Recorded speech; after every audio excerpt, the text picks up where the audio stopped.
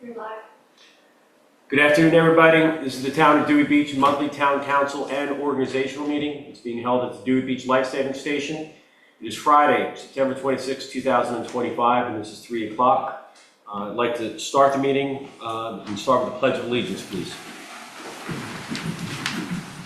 Pledge allegiance to the flag of the United States of America, to the republic for which it stands, one nation, under God, indivisible, with liberty and justice for all. Thank you. Next item on the agenda is roll call. Commissioner Bauer. Present. Commissioner Persinger. Here. Commissioner Gibbons. Here. Commissioner Jasinski. Present remotely. And Bill Stevens is here, so we have a quorum.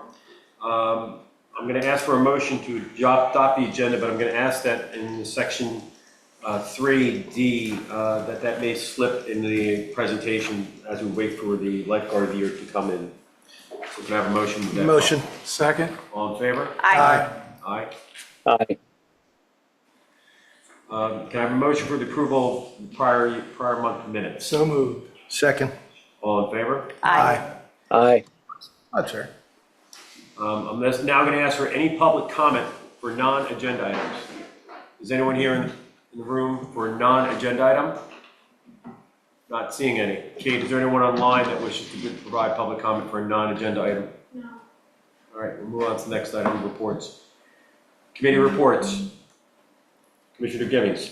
The Budget Finance Committee has scheduled a workshop for December 8th at 3:30, and of course would invite all commissioners to attend, as well as anybody in the public that wishes to have an understanding of the budget and its parameters.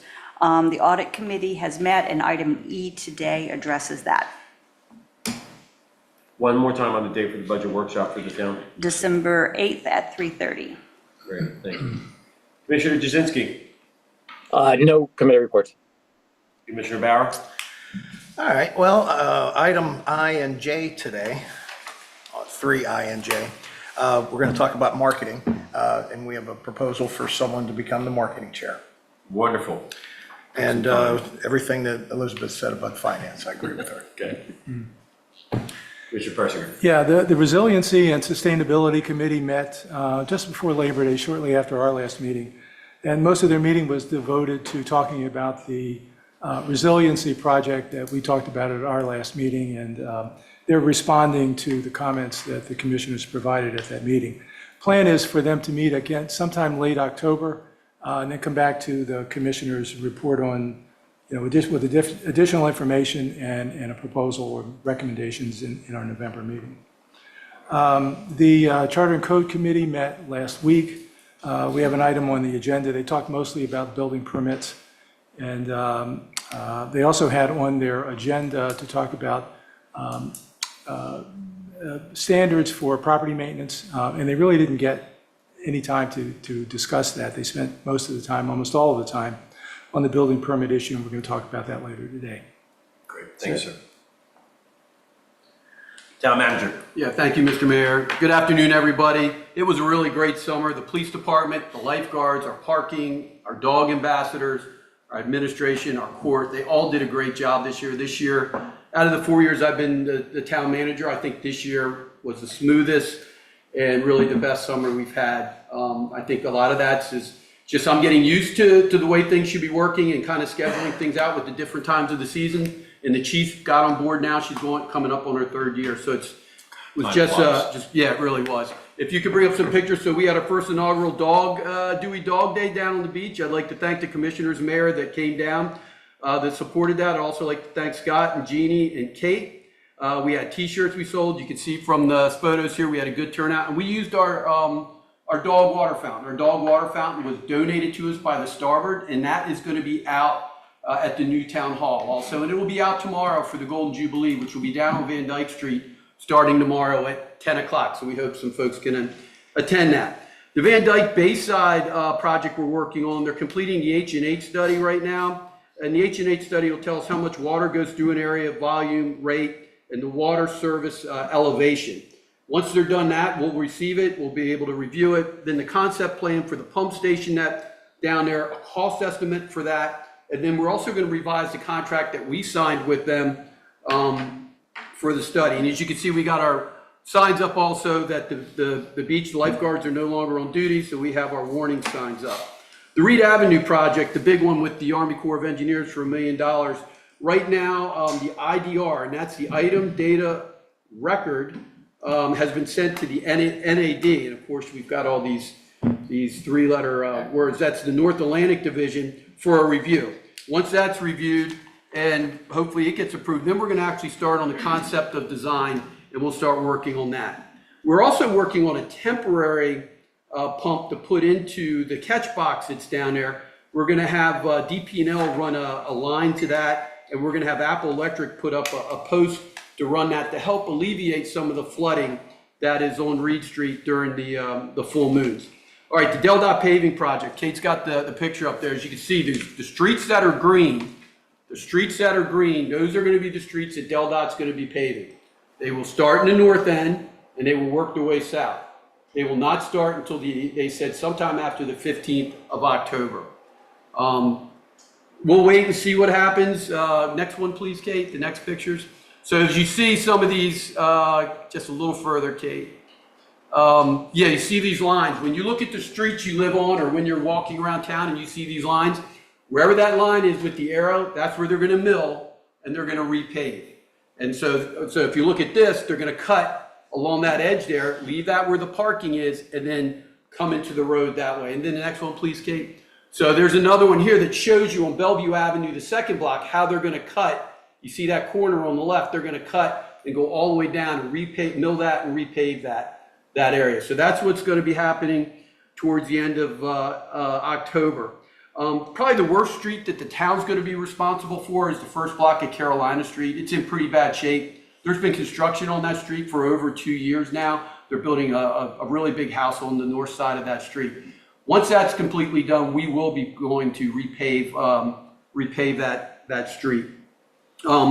We had a question about putting lights in at the crosswalk, and I mean lights down into the pavement. I think I've talked to the commissioners about this before, but we had another question. So Del Dot came back and said they've tried that, and they said because of weather, snow, salt, and plowing, it's just not feasible and it won't work. So just for public comment for that. Possible projects for this fall that we're going to be looking at. There was a high demand for the kayak rack that's down there on Van Dyke Street. As soon as we posted that was available, we sold out. So we may look at putting another kayak rack down there for the other. We have people waiting to put their kayaks down there. So we'll wait and see. The other thing we're looking at is, as we did on Bellevue Street on the ocean side at the dune entrance, is doing it right here on Dagsworthy Street. Why? We've got the lifeguards here. We have the weekly bonfires here during the summer. We have the movies here during the summer. And we really, I'm talking to my maintenance team, we think this would be a good spot to do some rearranging on the way this looks with the trash cans, the bench, and the bicycle rack. So we're going to be doing that. Auction is October 4th at Rehoboth. We're going to have some lifeguard chairs there. Probably 3 or 4 will be auctioning off. They're old. We're going to have some old signs and some other stuff. We're inventorying that. We're going to get it in. Emmert is doing the auction on that. Again, that's October 4th around 9 a.m. Behind the fire department down there in Rehoboth. November 1st, we have the History of Dewey Beach. It'll be at 3:45 in the Sunset Room. That's a Saturday, November 1st. We coordinated yesterday with the folks that are running Dewey Goes Pink. We're in good shape. I think it's going to be just, as the weather holds out, we'll have just as good a turnout and a good time as last year. I want to thank the Dewey Beach Partnership for all their work on that. Kate's been working on a system called Code Red. It's a communication system we can use with texting, with putting out anything from silver alerts to child alerts. The police will have access to it. We'll have access to it. We're still going through it, and Kate will have more information next month about it. The town hall is moving along, as you can see. That's the first floor. The slab has been poured. All the walls have been poured. And actually, the second floor decking is all on. And starting Tuesday or Wednesday, they're going to pour the second floor. It's already ready to go. And you can see that's the first floor there. The windows, that's on the side. That's in the back west corner. That's also in the front southeast corner there. It's moving along. That's the side that's over facing towards Grottoes. Right there. So it's moving along, and it's moving along well. We're having Thursday calls with both the contractor, our consultant, And Jim Dedes and I are on those calls, and GMB, and they are going well so far. There was a question about the liquor license request down at the marina. I've asked Fred to probably provide just a short brief on that. So my understanding is that that application cannot proceed until such time as a zoning verification is required of us. And there may be other eligibility requirements that they have not advanced either, but we've not received a request for a zoning verification. I'm not saying whether we would be inclined to approve it or deny it, but we've not received one. We've advised the applicant that we expect to get such a request. Is it customary for that to come to the town prior to going to the ABC? As part of the application process, they can, I think it's customary that, yes, that we probably would be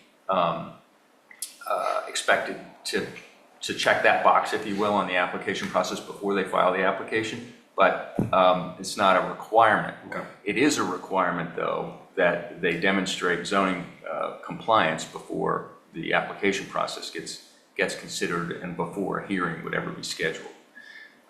So it's my understanding that there's just no movement on that whatsoever, and we've advised the legal representative that we expect to hear from them and have not heard anything in return. Okay, thank you, Fred. I'll continue, Mayor, just real quick. Golden Jubilee, Saturday down on Van Dyke Street, starting at 10 o'clock. We'll have our team down there. The chief will have her team. So we'll be down there supporting that. I'd like to thank the folks that donated to the Rehoboth Beach Volunteer Fire Company. We had close to $20,000 this year. About 9,000 of that in donations from the public, and then we went and matched it. And I'd like to have say a special thanks to Tim McCoy for his gracious donation, large donation to the fire company. Also like to thank Cindy Sousa. She provided lunch and dinner cards for our parking ambassadors over Labor Day weekend. Thank you, Cindy. We really had a great end of the summer party this year. Thank you, Dewey Beach Partnership. And the 24th is going to be trick or treat, and the chief's already up. And since the town hall is under construction, she's already found a spot for us, and I'll let her talk about that. That's all I have pending any questions. Any questions for town manager? Chief, you're up. Hello, everyone. So as the town manager said, we had a fantastic summer. It went really well. We were very busy, and but it went very smoothly. So we were very pleased with how things went. The crime stats for the month of August, calls for service were 860, criminal arrests 27, traffic citations 237.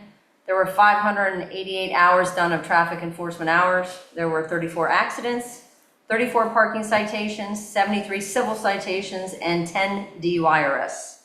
We had 48 urinating in public, 12 juvenile arrests, and 26 crosswalk violations. So actually over the summer, we had numerous urinating citations and crosswalk violations.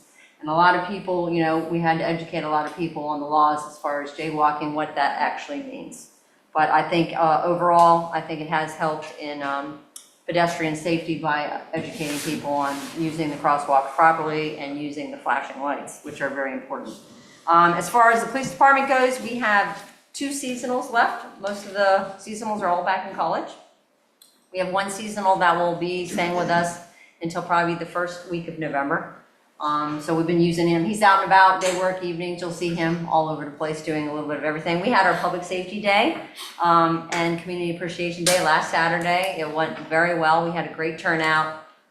We thank all the agencies and all the support from the partnership and Highway 1 and letting us use the lot and advertising. It just went really well. So we already plan on having another event next year, probably around the same time. As far as Halloween, we've already worked with Hotel Dewey since they're right adjacent to us and they have an open parking lot. We're gonna set up all of our tables and goodies over there and give away all our Halloween stuff there. We'll be part of Sea Witch Festival. We sent officers to that. Cops and Goblins in Ocean View. The DMV has an event over in October 30th. We'll be at that event. So basically things are picking up for all the fall events and we're prepared for all that as well as Dewey Goose Pink. And that's all I have. Coming up on 3 years, huh? January, I think 18th, will be 3 years. Thanks. Any questions for the chief? Just because I like to watch the mayor squirm. Chief, when you've been tracking the public urination, it's higher on holiday weekends. Has that continued throughout the summer? Yes. Thank you.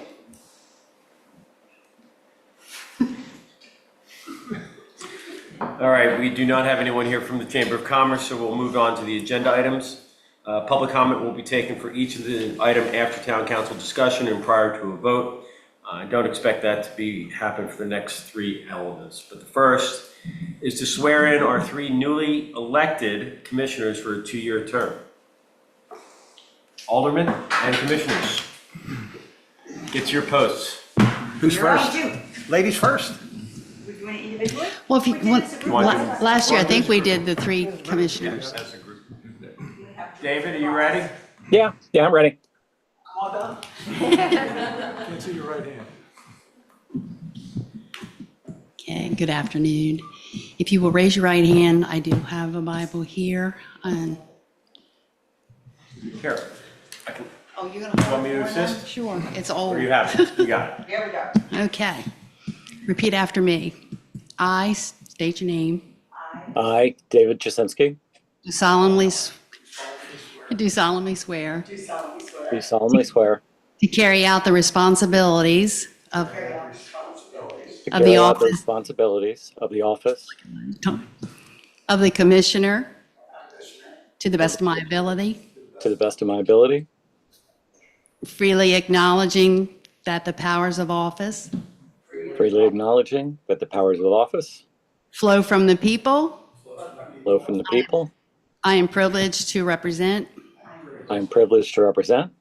I further swear to always I further swear to always place the public interest place the public Above. interest above any special or personal interest, above any special or personal interest, and to respect the right of future and to respect the right of future generations to share the rich, generations to share the rich, historic, and natural heritage historic, and natural heritage of Delaware.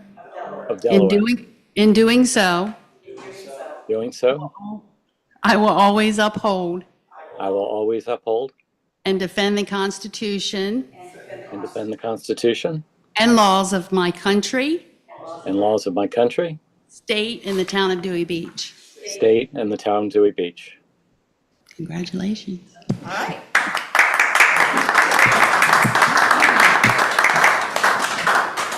Sorry about the feedback loop there. It's good to keep the team together.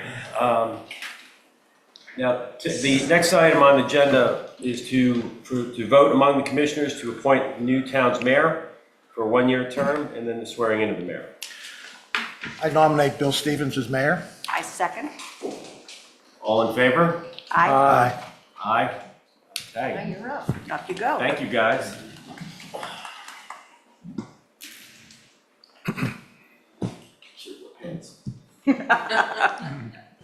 You made fun of me for wearing a skirt. Raise your right hand. Repeat after me.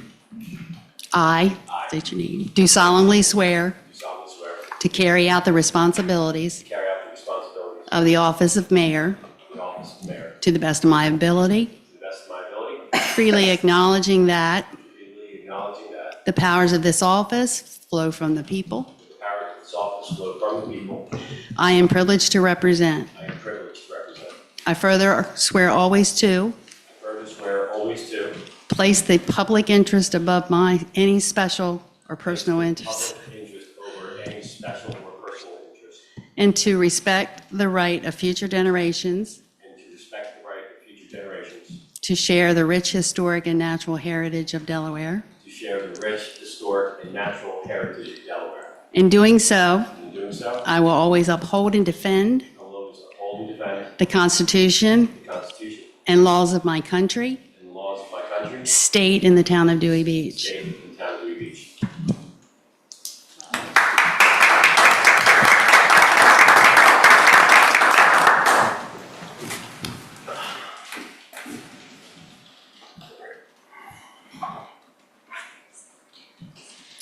The next item is to vote among the commissioners to appoint the town council secretary for a 1-year term. I motion that Paul Bauer continue in the role.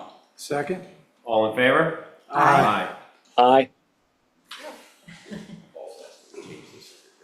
I came before the mayor. Deputy Mayor. Deputy Mayor. thought they forgot you.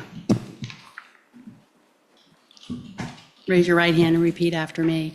I, state your name.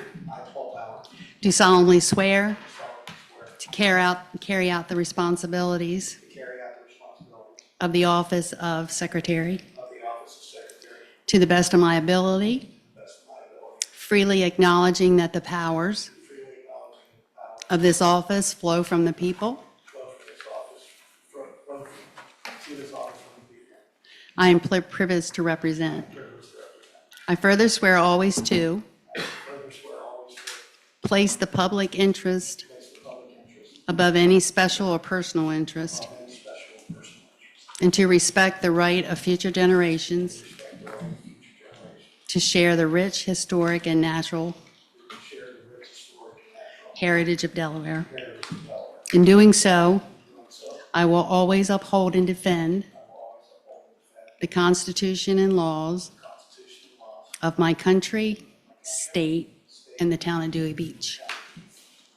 Thank you.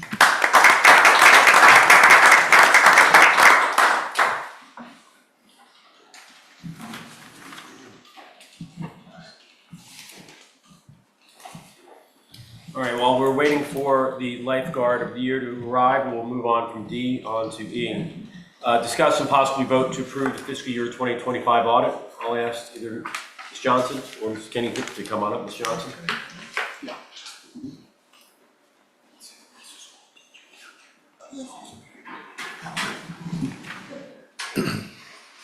State your name, where you're from.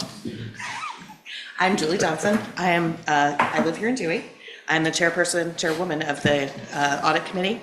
I'm here to present the audit for this year. I would ask that Dan Kinney, who is the senior partner and our liaison and in charge of the audit, to make his presentation to the commissioners, and if they have any questions prior to my making a presentation to.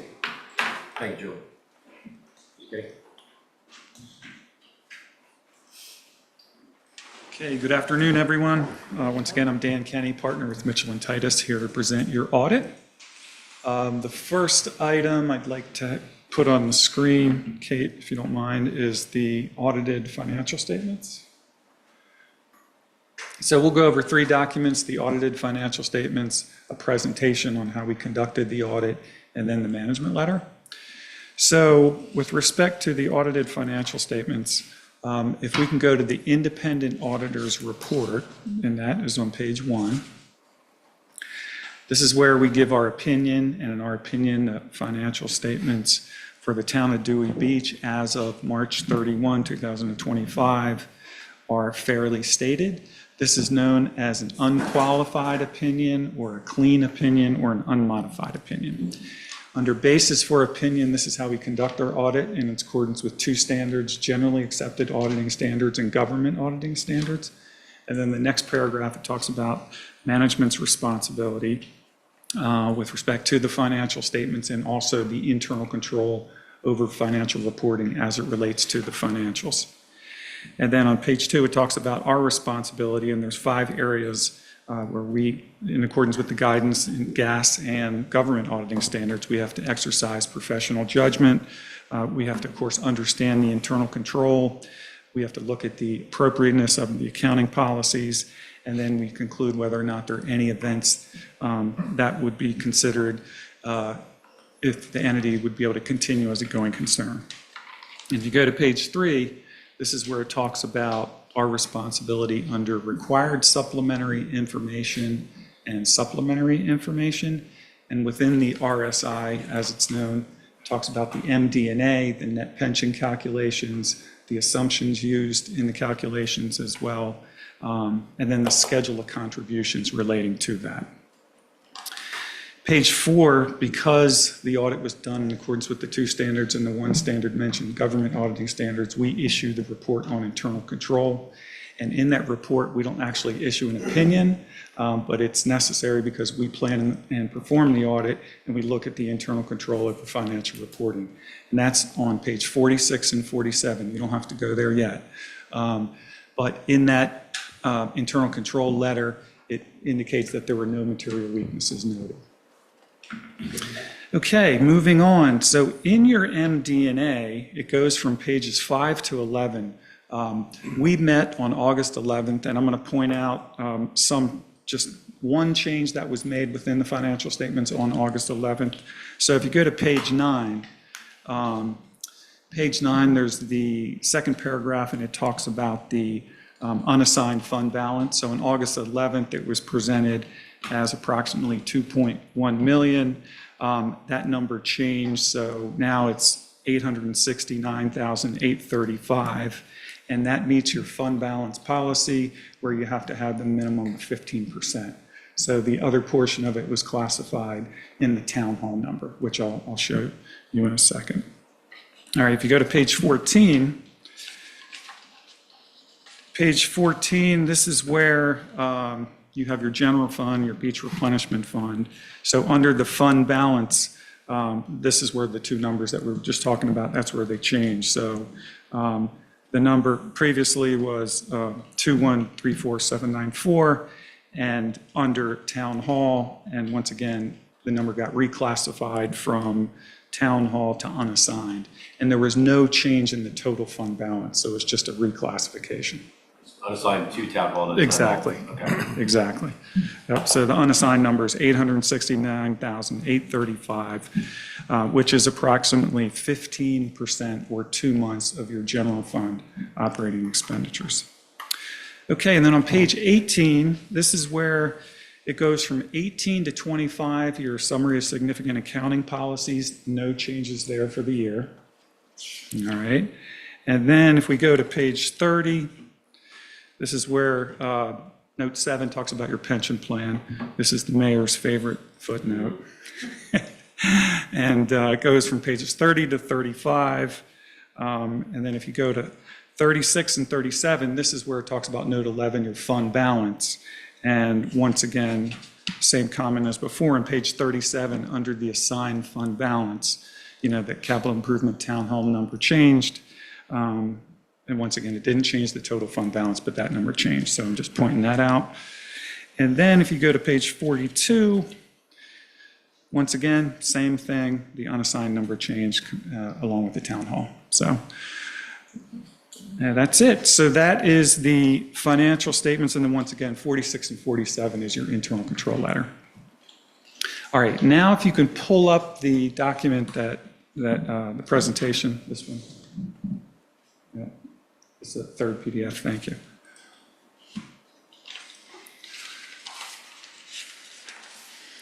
So on page 4, this goes over the scope. You will receive an unmodified opinion. We've received outstanding cooperation during the year from management, from Mr. Zolter, Ms. Hall, and of course, Ms. Hauk as well. Great cooperation. And page 5, this is where we talk about there were no, all the journal entries we made were related to the GASB conversion entries, and then there was a past adjustment of approximately $64K. Under non-attest service, this talks about because we prepare the financial statements, we have to let you know that that's considered a non-attest service, consistent with previous years. In page 6, this is where it goes through some of the specific items as to what we do with respect to the audit. No exceptions related to the cash receipts and revenue work that we performed.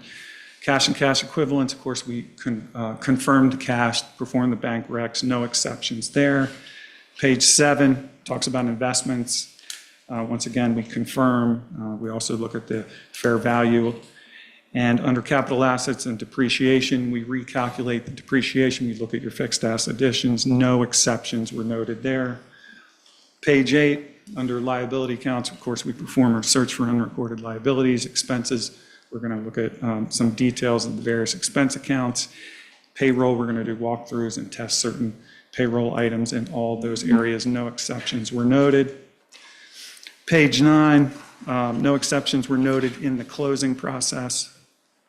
Net position and fund balance, of course, we recalculate the fund balance items that was noted on page 36 and 37 of your financials. And then pages 10 to 14, this is the required communications. This is where we talk about the plan, scope, and timing of the audit. We've complied with all the ethical requirements. The significant accounting policies, we talked about that. That was 18 to 25, no changes with your policy.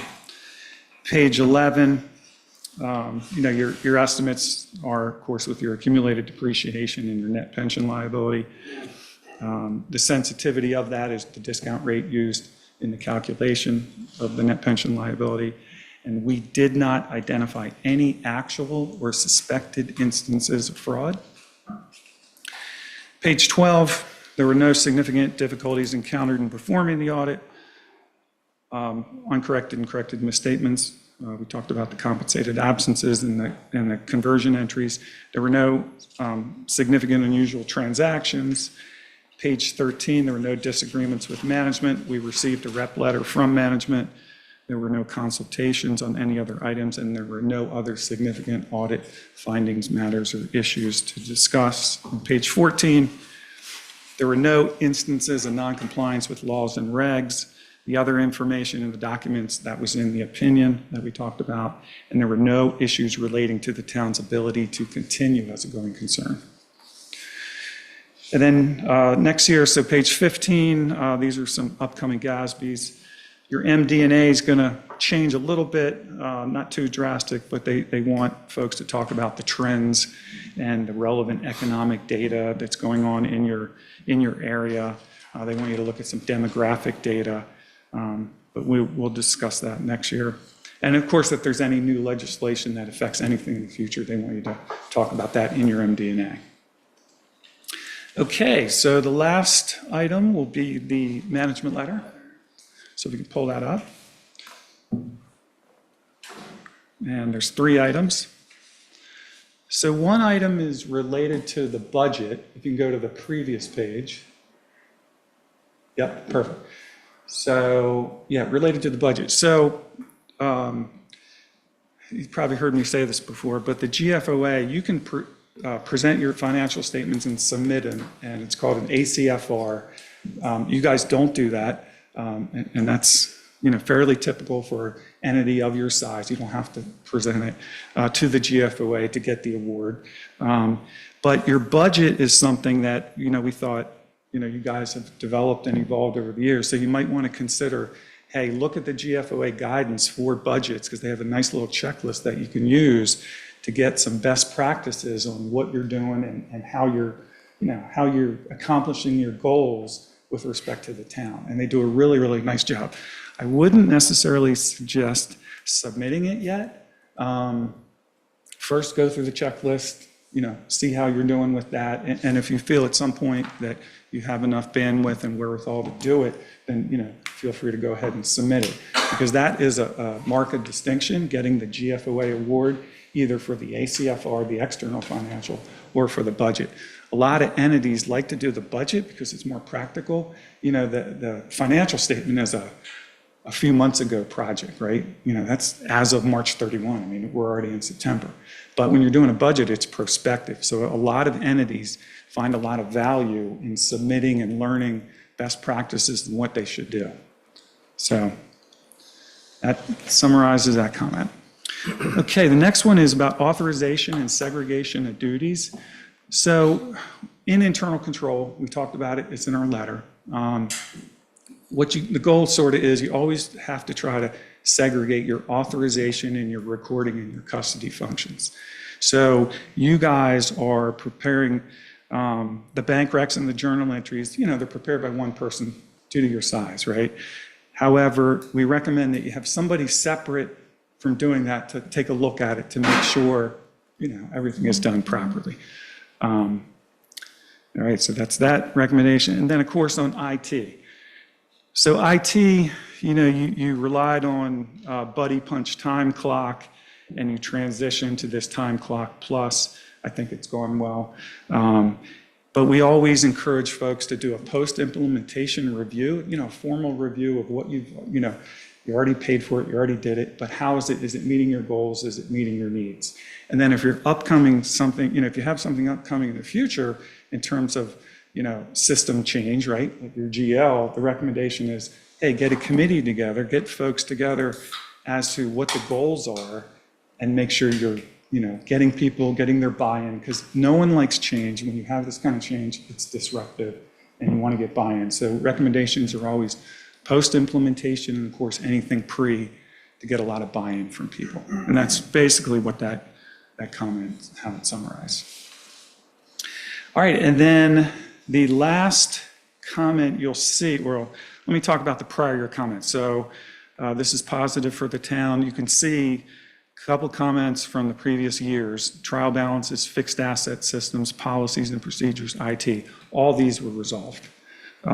So good progress there. And then on the fund balance, what we put here, we say that's in progress because this is something that, first off, we applaud you guys for doing it, for having that policy. But, you guys actually, you describe in your general fund balance policy, you include catastrophic events or budgeting deficit situations as a means to, hey, this is how we'd have to use it. If you ever decide to expand it and you want to expand it, that's something to consider, and you'd have to put it in your policy. But then on the other side, you got to be careful because it's known as a stabilization thing. So you don't want to have something that would give you an opportunity to pull out on your rainy day fund whenever you want, because it's supposed to be for stabilization. So you got to be really careful with it. I put it in there because you have your policy, but it's something that, if there's something that you feel that you want to be a little more specific on when to pull the money out, then go ahead and update your policy. But be careful because you don't want to do it a lot, otherwise it defeats the purpose of stabilization. So, all right, so once again, I'd like to thank management for all their effort. They hung in there. Kenny, thank you for the presentation. Sure. This is obviously, we continue to get cleaner and cleaner audits as we move forward and improve on in terms of the internal operations process. In regards to the budget, I'm looking for what the actual term was, but the program or the checklist, I assume that the town has that checklist for us to advance towards. It's on the, in the letter, it's Okay. in blue, it's the website, you can go right to the GeoVoy and Perfect. pull that down. Yep. It's a great recommendation. Glad to see those prior issues have been resolved, and we'll continue to work on the elements that you suggested here. Any questions with Dan or Julie, or Gary, if you want to make a comment since you were the Well, liaison. no, I wasn't, that was Elizabeth's the liaison. Oh, sorry, Did that's you right. want to make comments first? Go ahead. Okay. This is a question about the fund balance policy, which you mentioned a couple of times. The way our fund balance policy is set up right now, the rainy day fund and the unassigned fund, those targets are both based on next year's, well, the figures that are in there now are based on FY '26. Right. Our current budget, our current operating expenditures. And if next year's budget goes up by, let's say, $100,000, that means at the end of FY '26, we have to have available an additional $50,000 to put in the rainy day fund and an additional $15,000 to put in the unassigned fund. So that means there has to be some level of surplus available to be able to do that. Is there any reason we have to, we don't plan for surpluses. We plan, we do the budget, we plan to come out, pretty close to even, maybe $30,000 or $40,000 to the good, hopefully. Is there any reason we have to do things the way we're doing now? Could we change this so that we were tying the fund balance policy to, say, current year's expenditures? So right now, we have, 50% of operating expenditures for this year and 15% of operating expenditures for this year currently in our fund. So could we, next year for FY '27, could we just leave that as it is, leave those balances as they are, and then plan for the next year to contribute additional money, recognizing that our target for next year, contribute additional money to each of those funds, or actually to the rainy day fund. I think the unassigned fund is easier to manage. Could we just change our policy so that we actually have our planning surplus, we're actually making contributions so that we can be assured of being able to meet our target at the end of the year? Yeah, great question, and the answer is yes. Yes, as long as you change your policy, ahead of time, you talk about it, you really think through it as to what the effect would be. Because to your point, you want to use it as a planning vehicle. And if something is too far ahead in the number, it really, it skews it. So yes, you Makes can do sense. that. Yep. So We'll get that on the agenda for Yeah, that'd be future. something I would Okay. propose for the finance Yeah, committee. and feel free to consider. contact me anytime during the year about some of the nuances of the policy and what you're doing. Okay. That's all I have for right now. Great job, everyone.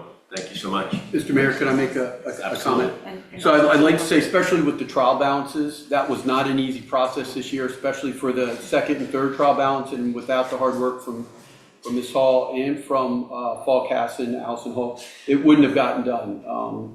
We're hoping going forward, unless I'm speaking out of term, Allison, that it will be easier to do those trial balances in the future, correct?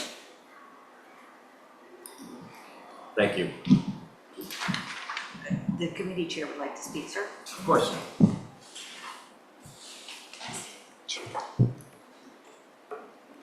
Thank you, Dan, Dan. thanks for making the journey. No time, should definitely be. Thank you. Shorts next year. We're getting to you. Flip-flops. Ms. Johnson. Commissioner, I think you had did you have a No, I question? wanted to make sure you got this floor. Oh, thank you. Based on our meeting, the audit committee gave me the authority to make any changes necessary. And of course, as you heard, there was one change since our August 11th meeting. And Dan and I spoke about that and I spoke about it with the mayor as well. But our recommendation as a committee is to approve the 2025 audit. And in addition, I would recommend to the commissioners, Mitchell Titus is in their third year of their contract, which when we negotiated it, it was a 3-year contract with possible extensions. So I just recommend to the commissioners that they look at putting that on the agenda to look at approving the extension for Mitchell Titus for the coming years. You got it. Thank you. Thank you, So Julie. just from a council perspective, that'll be a next meeting, since it was not part of this Wasn't agenda. announced, yep. But with regards to, anything else, Ms. Johnson? No, Okay. thank you, If Mr. Mayor. anything Great else, job, Julie. Can I have a motion to approve the fiscal year 2025 audit? So Motion, moved. second. All in favor? Aye. Aye. All, it's unanimous. Thank you, everyone, for hard work, and I am impressed every year that we go through this, because it just seems like we're closing the gap on some of the inefficiencies and the management letters as they're written, so thank you for everyone. Next item is F, review of the August financials. Ms. Hall, do you have any comments? Just one real quick, Commissioner. Good afternoon, all. Just since we're so late in the month, I've been able to get a better idea of the September numbers for you. And I wanted to let you know that the following revenues have made budget for the year. Parking, which parking's over, so that's good. Licensing, commercial and rental licensing has made the year. And they're still coming in daily. Beach fires and fines. That is parking fines as well as traffic fines and ordinance fines. And as the chief said, her people have been diligent on that. Transfer tax, building permits, and hotel lodging tax are right on schedule. But anything can change. Accommodations tax is due in October. So in the November meeting, we should have an idea as to all of our main revenue streams. And then also, we'll probably do the budget amendment in December due to the police doing so many grants that we can never, plan for. So their grant revenues as well as the expenses, but she's done a great job on it. And then finally, once the commissioners decide if they want any changes to the way the financials are presented, how they want it done, Ms. Andrew and I have already been discussing how to make the financial process and everything more streamlined, so that make it easier for the commissioners to understand everything as well as the general public. That's it. Council, any questions, Ms. Hall, concerning the August financial statements? I have questions, I have comments. Comments, go. You know, I readily voted to approve the audit from last year, but I was really disappointed in the results. Based on all of the discussion we had beginning back in February, continuing even through June, there was an expectation created that we would have substantial surplus. After we took care of the rainy day fund, after we took care of the unassigned requirements, and even taking care of any capital improvement expenditures that we needed to cover, there would still be a substantial surplus. And unfortunately, there wasn't. It didn't show. There's no surplus that shows in the financial audit. If you look at the table, and I know we don't have the tables up now, but on page 14 where it has the capital improvement fund, last year we were tracking about $2.1 million fairly consistently in the capital improvement fund for the town hall. And that now shows an increase of about $1.3 million. That sounds great, but we were expecting more. We had $1.4 million that we were told that was fully unassigned and would be available for reallocation. And unfortunately, that seems to have deteriorated somewhat from 1.4 to 1.3. And as I said, there simply wasn't any additional budget surplus. So while I had no problem at all with the audit, I certainly have to believe that the auditors have done a good job. The town has done a good job of accounting for all of the funds that come into and go out of the town. I think we have a reporting problem. We simply are not getting the right signals out of the information that is being reported to us each month.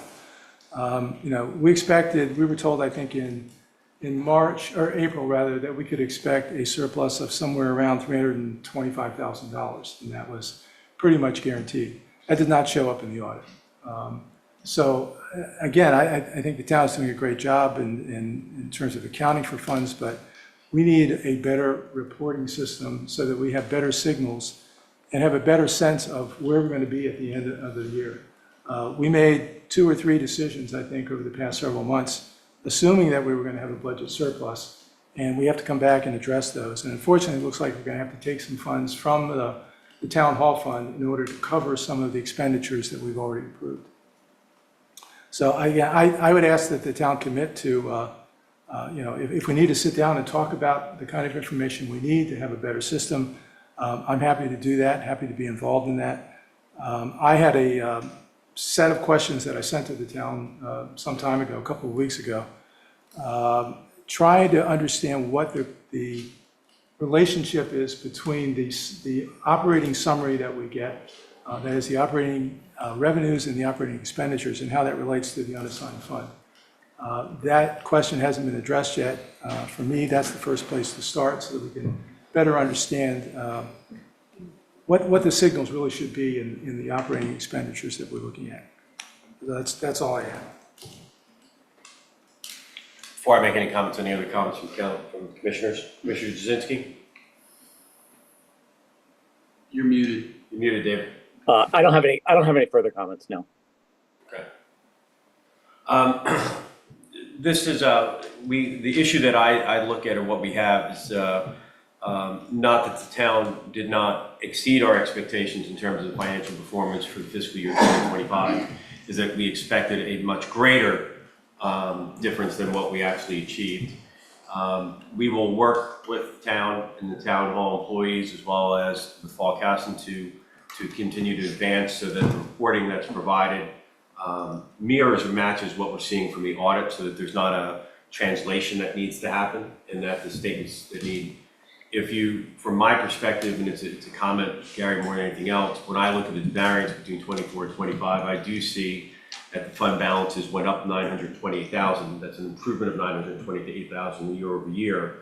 And while the funds we thought were going to be more in town hall, you're absolutely right. And if you look at there's a gap that we expected there to just be more, and made some of those assumptions. I will be working with the town over the next few weeks to come to council next month with an amendment or an adjustment or reclassification, depending on how you want to look at it, from town hall, capital improvement town hall, to capital improvements. If you look at the fund balance sheet that was provided as part of the financials right now, they are at a negative just for capital improvements because of the need of funds.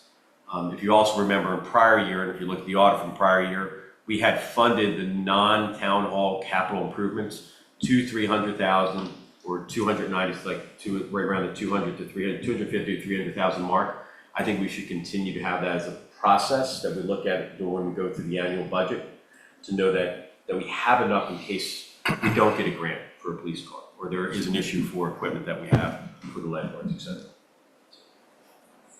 cetera. I'm not sure I fully agree with that, and I don't think in the past we have really necessarily done that. When we approved the budget in February of last year, we said we're providing tentative approval, assuming that we will have sufficient surplus to cover, I think it was about $30,000 in capital expenditures for this year. This is capital expenditures exclusive of the town hall. I would like to see us solve this reporting issue before we begin to think about contributing the money somewhere else. I mean, practically speaking, the only place to take the money from is the town hall fund. And that money's not going anywhere, presumably. I mean, we are spending some of it periodically, but it's not going anywhere. If we have to do some reallocations, we can certainly do that. I personally would not like to see us commit anything more than just covering the necessary expenditures that we have for, capital expenditures that we have for this current fiscal year, and sort out a reporting issue, and so that we have a better understanding of where we're going and where we think we're going to end up. And we just don't have that this year. Okay. Any other comments? All right. Thank you, Ms. Hall. Thank you, Town Hall. Let's move on to the next. Still waiting on our lifeguard. Presented on his behalf. No, he's, yeah, Mr. Mayor, he's driving. That's fine. From work, and Okay. I'm sure he'll be here within the next 20 minutes or so. All right. Item G, discuss a possible vote to approve 2 fundraising projects for the new town hall and public safety building. We've discussed this in general in prior meetings. If you look at the agenda items, there's a fundraising project PDF that was submitted. These are open for discussion. There are 2 elements of this. Kate, do you have any pictures in addition to what we have here? One, we'll discuss in 2 separate ways. One is to look at the southbound side of the new town hall. There is a walkway that goes from Coastal Highway back to where the EMS stations will be. That has the ability for us to put approximately 2,000 bricks within there for people to purchase, to contribute to town hall. The first thing that I'm proposing that for us to discuss is the approval of that brick walkway and putting out there for people to start to purchase the bricks. As a starting point of the conversation, we had put the bricks out at, I believe it was $300 per brick. It will roughly cost us about $50 per brick to have it manufactured and from an installation standpoint. So that project alone will generate around $500,000 towards the new town hall. So I'll put it out to council for any conversation concerning that, and then public comment as we move forward. So any council? I think it's a great idea. Can I motion to approve it? I want to see if there's any public comment All right. first. Motion, we can discuss. Yeah, I don't know if if the price is right, it's fine. I mean, I think it's a fine project, and it's typical of other types of projects like this that other municipalities do, or just any organization. Yeah. So, yeah, I think it's a good idea. And that sideway is also maintained as the fire access, and the brick would be strong enough to hold up to fire trucks. Yes. Any Yeah. public comment? I had some comment. First of all, I do like both projects, so I wanted to compliment you on that. I did notice on the bricks, there were 2 options on the paper, one for 8x8 and I think one for 4x8 bricks. And I guess my only question is, do we think there's demand for 2,000 people to do this with the smaller bricks? Because I think the actual proposal was for the smaller ones. I do, but I'm just one out of the many. Can you repeat your question? I'm sorry. Yeah, there were two brick options on the brick wall, on the brick walkway. One was for, I think, 8x8, one was for 4x8 or something like that. But if the way it's proposed, we're doing, I think, the 4x8 or the 4x6, I can't remember the size. But it would be 2,000. I'm just wondering, are we anticipating getting 2,000 donors? To it? Do we think there's demand for 2,000 people to do this? That's kind of what I just want people's opinions on it. That's all. David, I looked at it as, what do I think is a price point that most of our residents and visitors would push forth, and I do think that the $300 is at that price point, and a lot of people would go ahead and get their be part of the foundation of the new town hall. Okay. Larger bricks, I believe, Kate, correct me if wrong, would reduce the amount that we could sell to 500 or 600. Is it? Do you remember that I mean, math? it's greatly dependent on the layout and design. Right. When you start introducing different sizes, you kind of have to pick a layout, and then we would have to involve whoever's going to install it. Probably Dean could help us arrange how many of each we would want to sell or to make up that design. I personally feel it's we have if we don't sell all the bricks, then some of them will be blank. But hopefully we as we push forth, then we'll have enough. Maybe somebody wants some years from now. Okay. Get residents every year. So, motion, Motion? second, Second. all in favor? Aye. The second project, and this is more of the donor wall for the meeting room. This was a guessing game, and so as we've discussed this further, it's we being the town manager and I and Ms. Banzak, there's the three of us, we're going through our weekly meetings, is that there's potential of 3 different areas for us to have a donor wall similar to what we have here at Life Saving Station or in Town Hall, in the general lobby, in the admin lobby, and in the meeting room. Not knowing the best spot for it to keep that relatively open until all of the donors have finished, until Town Hall's finished and have a formal placement of it. It's very common, again, for this to happen for people that contribute to towns. What I'm hoping to have a discussion on and finalize today are the tiers. And Kate's brought up, is bringing up right now pictures of the donor wall that she has found.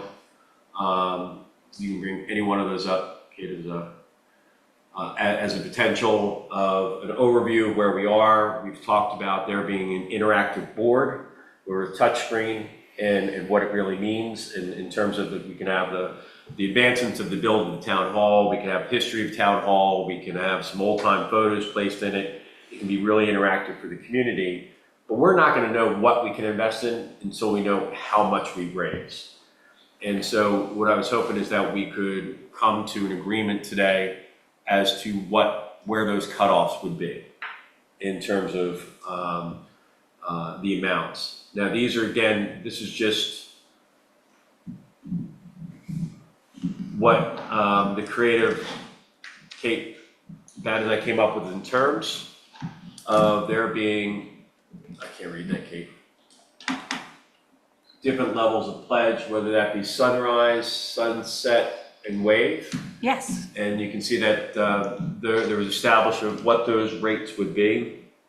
And I guess what I'm asking for council to ponder or discuss is, are they the right amounts? Are they too high? Or are they, et cetera? So I'll just open up for a discussion from. Is that, you click on this? Yeah. I guess my first question is, how many people were you thinking at each of these levels we would be accommodating?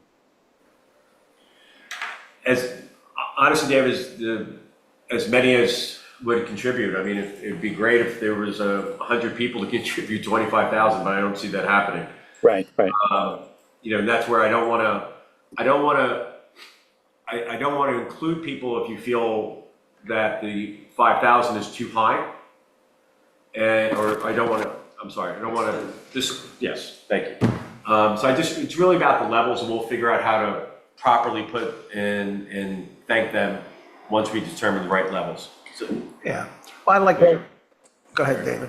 Well, I guess the one thing I noticed, I mean, again, I like both projects, and I appreciate you guys putting together those samples because, we all wanted a look at like what it would look like, and I think they look great. We have a big gap between $300 and $5,000. It's the first thing, is the main thing I noticed. I mean, I do think that there are potentially some entities and people who would do the $25,000 level, but there's a big gap between $300 and $5,000. There's probably people between that, those two price points. And that's basically the only feedback I would add. okay. I like to have, like you have put together three levels. So, yeah, I agree with David that, jumping from 300 to, 25,000. How much do we think we can get out of, I mean, what outcome would we like to see? Are we looking to get 100,000 raised on this, on the inside one? The bricks, aside. And again, this is just discussion, right? Right. So as we look through it, my internal goal was how do we raise $1 million? And if it's $500,000 from the bricks. We want to get 500 here. And we want to get 500 from here. Okay. From a full disclosure standpoint, we've already received 200 of that 500 So we from a want three- very we want generous another- donor. Yep. So we want we're on 300,000. So it's another 300,000. And I'm if we, is 5,000 maybe too high? Is it something that would be more palatable because you want to see your name on the wall of your town hall at 1,000 to 2,500? Well, how many people can we fit on that wall? I mean, you can just do line. We have- I picture like when I go to BB Hospital, for example, there's a wall of donors for each wing that they've built over the years, something along those lines. But I think those sponsor levels are more than that 1,000, 2,500, 5,000, 10,000. I mean, we can pick any of the amounts. But it's inside and it's well displayed. 2,500 I think would be a good starting point. 2,500, 5,000, and 10,000. I do like that we have 3 different spaces that we can do this in, because that actually allows us to do more than one might be able to do in just the meeting room. The jump from 300 to 5,000 is a big one, but maybe being on the wall is worthy of the big jump. I can't make it, but maybe other people in town can, and then the town hall gets paid for easier. Commissioner? Yeah, there are too many moving pieces for me. I mean, too many variables. That's the problem. And you want to get to $1 million and, you want to sell bricks and generate $500,000, you got to get, at $300, you got to get 1,700 people basically to. Yeah. And are there going to be enough people left to provide those bigger contributions? Oh, so you're saying Generate people another may, 500,000. people may not want to do both? Well, maybe, yeah. But I mean, once you spend 25,000, it's easy to spend another 300. Right. That is true. If I can get ahead of myself, Sure, go right because the ahead. marketing things that we were talking about. One of the things, Kate and I and Patrice had spoken about was how do we do outreach better to get more people to would want to donate, on all the different events that go on in town, like the Dewey Beach History and Tales and, Dewey Goes Pink. But having a presence at all these events where somebody's, hopefully several people, everybody gets involved to try to, engage people to make these donations. So, I mean, these are opportunities to get people at that impulse to make that donation. So I think that's how we try to accomplish the goal. That's the how. So I think those are the right numbers, right goals to have. And if we fall short, we fall short. I mean, we're trying to raise money. If we go down this road, I mean, you said before, if we don't sell all the bricks, we'll just have some bricks that have no names on them. But what do we do in the case if, if this project doesn't seem to take off and you're not getting some big donations? Do we just not have a wall, or is that an option? I don't know what the timing is. So one of the things, so as we're having this conversation, I'm leaning more towards lowering this limit to 2,500, 5,000, 10,000. I think is more palatable for what we have. But the way that Kate has set it up is that if we push this forth as a pledge, then we're going to be able to gauge who's going to pledge the funds over, towards the town hall, see how the marketing efforts have occurred, and then knowing that at over $2,500, your name, you will be recognized for your contribution to the town hall. People can always donate more. Yeah. Any other conversation? And this would be commingled with pictures and Yeah. Yep. All right, so can I have a motion that we can move forward on a fundraising process at the levels that we've set forth, and that so sunrise at lowering sunrise. 2,500, sunset at 5,000, and wave at 10,000? So move. Second. All in favor? Aye. Aye. All right, that's great. Now go find this money, Paul. No problem. All right. H, discuss and possibly vote on an ordinance to amend the municipal code by repealing chapter 53 alarms in its entirety and codifying the provisions of 53-5 relating to false alarms as a civil offense. Mr. Zolper. Yeah, thank you, Mr. Mayor. So as we continue to go through our code and update it and make changes, this was one of the items that we found, making it a civil offense, giving 2 warnings, and then on the 3rd warning, being a $25 fine.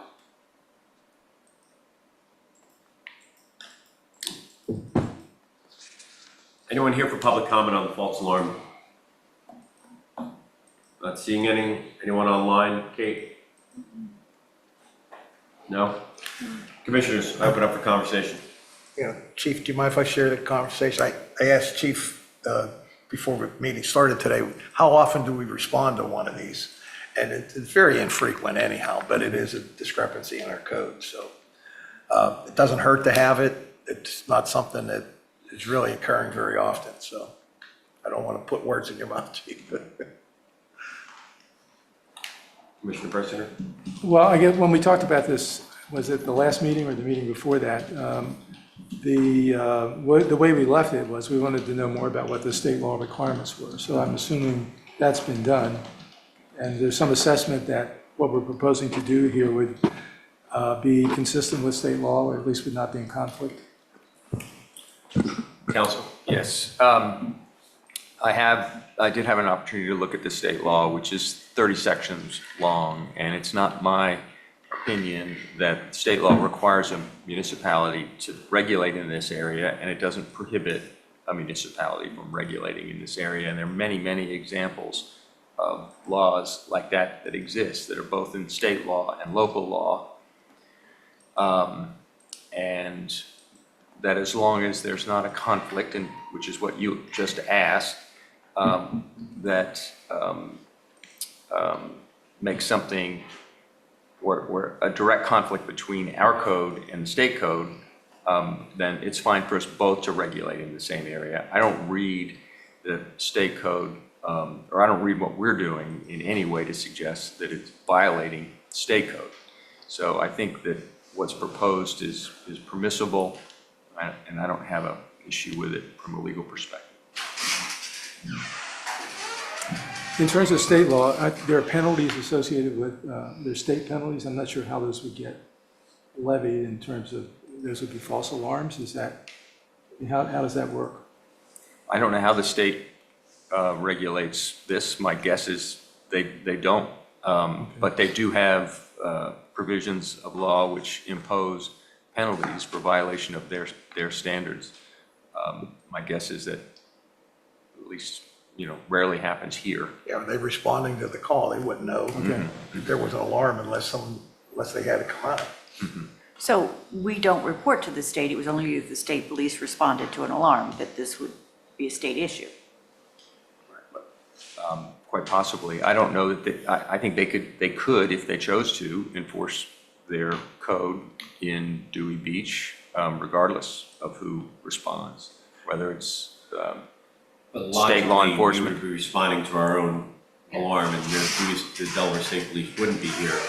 Right. And And the chief has not been asked to report any data to the state? No. Yeah. Okay. Yeah, absolutely. Thank you. It's totally logical that we would be the ones who both have an interest in regulating and would be penalizing civilly people who, users of alarm systems that violate them more than twice during a given period of time. So is everybody comfortable with the penalty structure here? Basically, you get 2 free false alarms, and then on the third, you get a $25 penalty. I mean, this is what the town believes is reasonable and desirable? I don't really have a feeling on this one way or the other necessarily. Seems fair and reasonable, so I'm okay with it. Yeah, I'm okay with it. I'm okay with it. I don't want to create anything.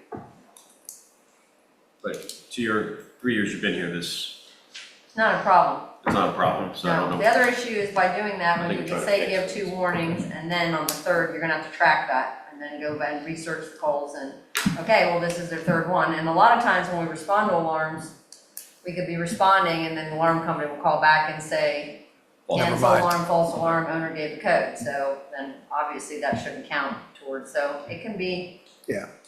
We don't want to cause any Confusing. more. I don't think this is a big deal. I So don't think it's an issue. can we have a motion? Motion. Second. All in favor? Aye. Aye? All right. This is also a snapshot in time, obviously, so if you enact this and then later on determine it's a bigger issue than in the future than it is Well, you today, can then address you, it then. then you can respond. I think by having the 2 false alarm options, that lets folks that get new alarms figure out how to use them before we start saying, this is a problem. No, All right. I think we have We're to- going to move backwards on the agenda. If we go back to item D. This is a presentation of the 2025 Lifeguard of the Year Award. I'll ask our captain, Fritchman, to go over this. Yeah, good afternoon, everyone. Todd Fritchman, Captain Dewey Beach Patrol, here today with the objective to present the 2025 Summer Season Lifeguard of the Year Award. The Lifeguard of the Year Award is designated based on a voting from the peers of the group from the Beach Patrol. So the objective is to select the most appropriate recipient that was demonstrating great leadership, dedication, involvement, and results in the industry. So over the course of my 46 years in this industry, I've recognized through observation that sometimes the open water rescue and emergency medical response industry has designated people that nature just provides all the action to. I kind of went through that phase myself for many years where everything happened when I was around. Well, this year's recipient, especially in the emergency medical services responses, and I'm not talking about Band-Aids here, I'm talking about cardiac arrest, CPR, AEDs, broken necks, really serious traumatic injury that has been responded to by this recipient on a constant, never-ending basis with the ultimate results. That means the saving of that life. Where if that basic life support wasn't provided virtually instantaneously within minutes and with the best possible basic life support care, then that person would have perished. This year, the Beach Patrol had 36 emergency medical responses, major responses. That means we had to call in advanced life support to help us sustain life. That's huge, massive number. Out of those people, some of those were so traumatic that if we hadn't been there within 30 seconds, that person would have perished. So, the person that received this year's award, again, voted by the peers and has been involved in the most serious of the events and with all positive outcomes, is Lieutenant Liam Zolper. So,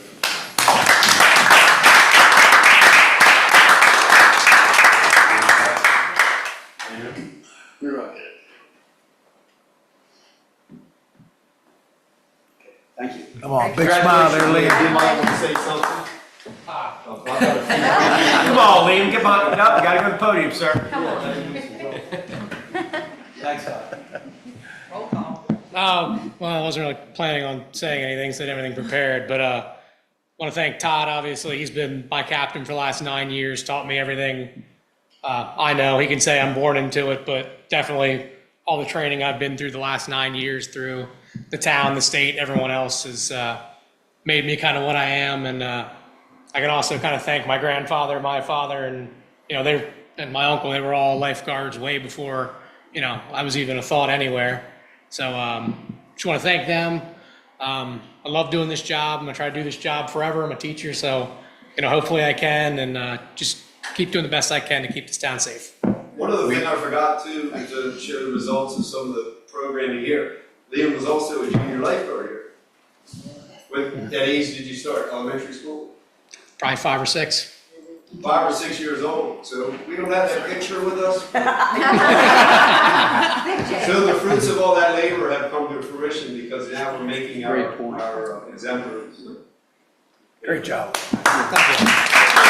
Good job, Liam.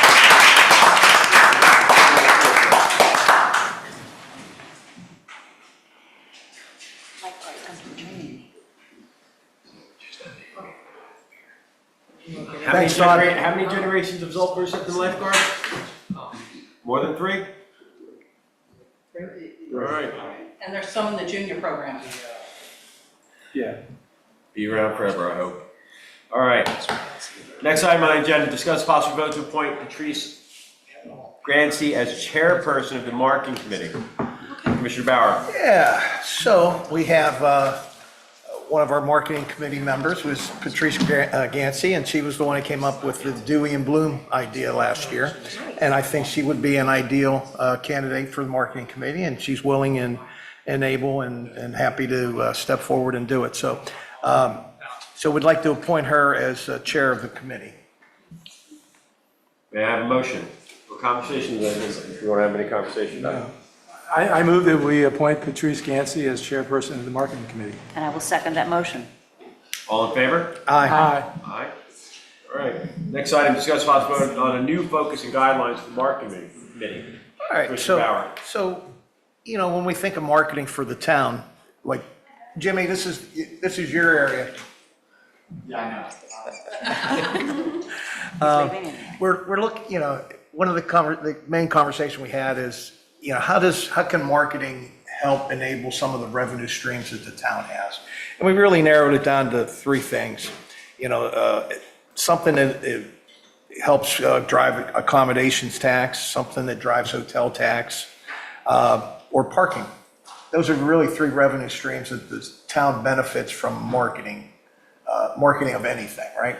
So, with that focus on it, we want to get involved with different events in town.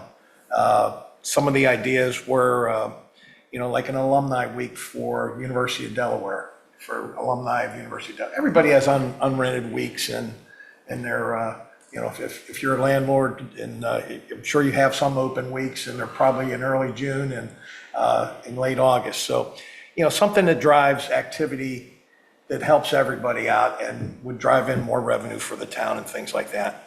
But to get involved in the different groups, co-marketing with Dewey and Bloom, the Lions Club, Chamber of Commerce, Civic League, all the different HOAs, the establishment of some street ambassadors that we can help communication. When we're trying to get the word out for different things happening, be great to have a go-to person on each street. We put you in charge of your street, Bill. And you're in charge of the Hyatt, so we got that covered. Gary, you got Van Dyke.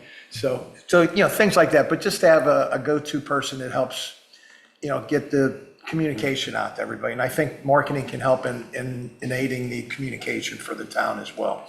Not everybody answers emails. Everybody has junk email that comes in every day. And I don't know how many times somebody clicks on something that the town sends out, but not everybody does. So I think it just makes it more personal and adds a personal touch to the marketing side of it. And I think Patrice will do a terrific job in that. The upcoming events that we have, we obviously have Dewey Goes Pink next week. We got the tree lighting. We had Community Day and end of season. Those are on the Jubilees tomorrow. So let me add that one in there. But yeah, so, we can have a town tent set up and somebody from marketing manning those hours.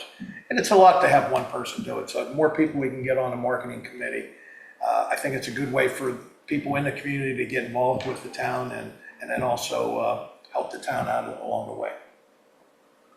Just as a comment, it's, I was, not that I was against the Dewey and Bloom, I wasn't sure that it would work. And it was an incredible success. Instead of there being garbage cans on every corner, there are beautiful flower boxes. It makes the town look better. I know when my wife and I, especially since we're here all year long, like, is there some, Christmas decorations, we know that we, on the light posts or something as we move forward to just continue to find ways to beautify this town.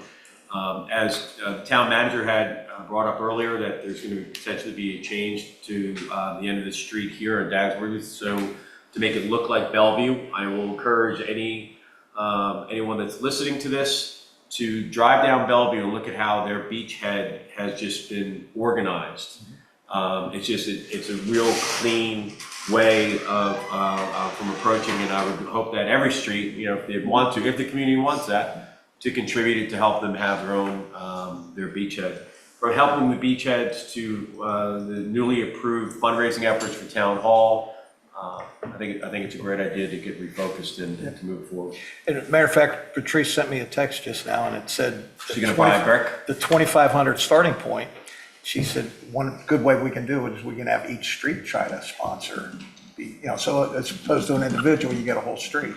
So I think we can gather up 10 or 12 neighbors and come up with $2,500. It's just different ways to get to the same number. It's very smart. Great idea, Patrice. I know you're watching out there somewhere. Lovely. Any other comments for Commissioner Bauer? All Well, right. are we good? Do we have to Can we- vote on this new focus? Can we talk about the focus just a little Yeah. bit? The only thing that bothered me, two things bothered me about the focus. The upfront focus on generating revenue. I think of the marketing committee group as primarily being dedicated to creating and promoting initiatives that foster a positive public image, strengthening connections with residents, visitors, and local business, and that help to generate revenue for the town. I just wouldn't, it's upfront in several of these places here, and I just think it would be better if you put those down a little bit. I think, the benefit of better communication and drawing on the expertise of people who have marketing experience is really to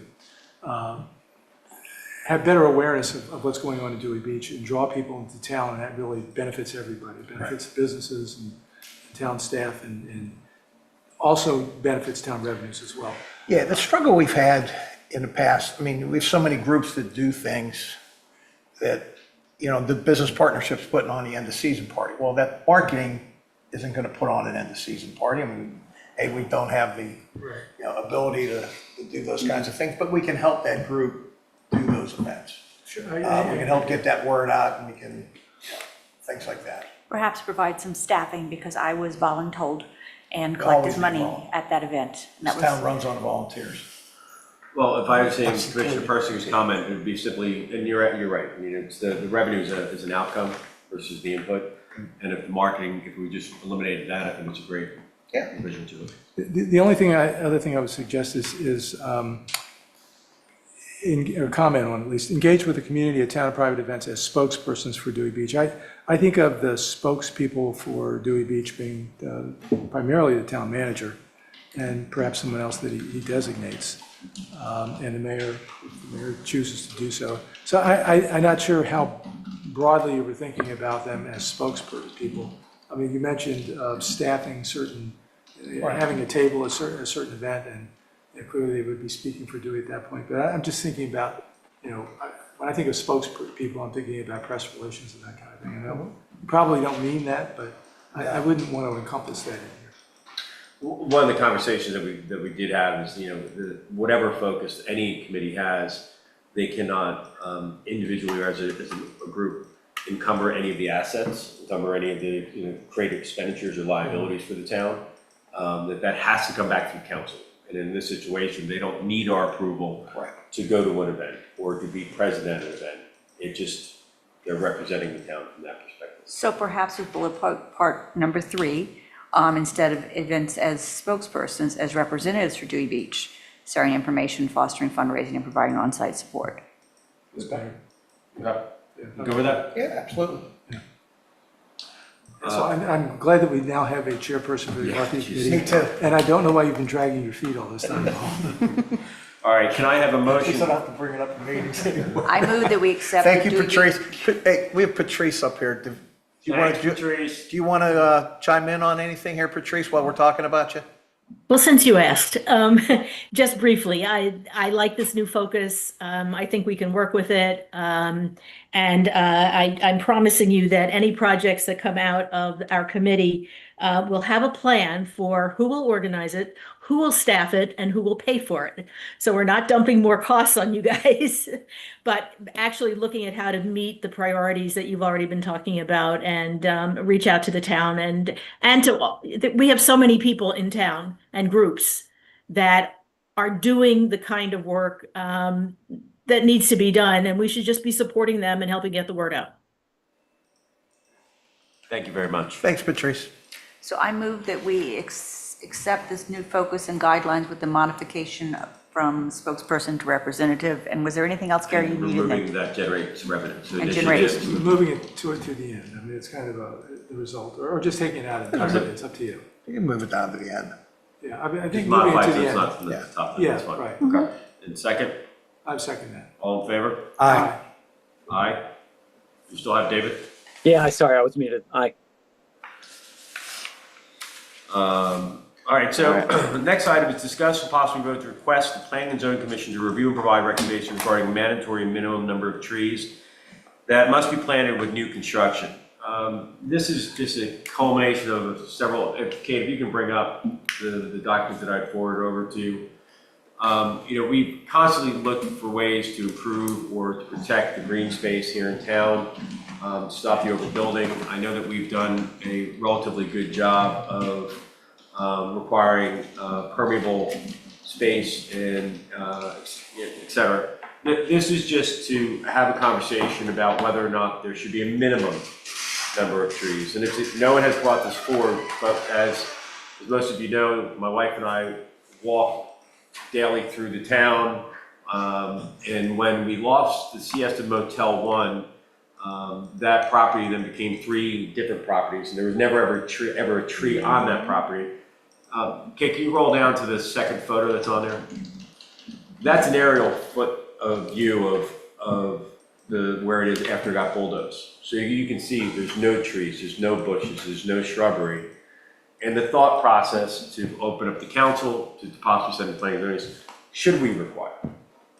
So with that, is anyone here for public comment? Well, if anybody comes in, Kate, let me know. Commissioner Gibbons. This was an area of concern for me. It was one of those unintended consequences. We say that you can't take down trees, but we don't have that you have to plant trees. And this, as you said, had no greenery to start with unless that little thing of grass counts. I think it's an oversight on our part. Because I know if people have the possibility of building houses to the perimeters, they will. Yeah, I think it's a good idea to send it to planning and zoning. I just wondered, should we have some kind of parameters or, how broadly should they think about this? The green space requirements that we have right now relate to, the most specific ones relate to the NR district, just in the north end. Although there are some requirements for planting and beautification in other zoning districts. So are we asking them would we be asking them to think about requirements in each of the zoning districts, not just limited to a particular one? The example you used, I believe, is RR, and that has different planning and beautification or green space requirements than the NR district. We'll be looking for them to think about something like, the minimum number of trees per 100 square feet of green space or planning and beautification area.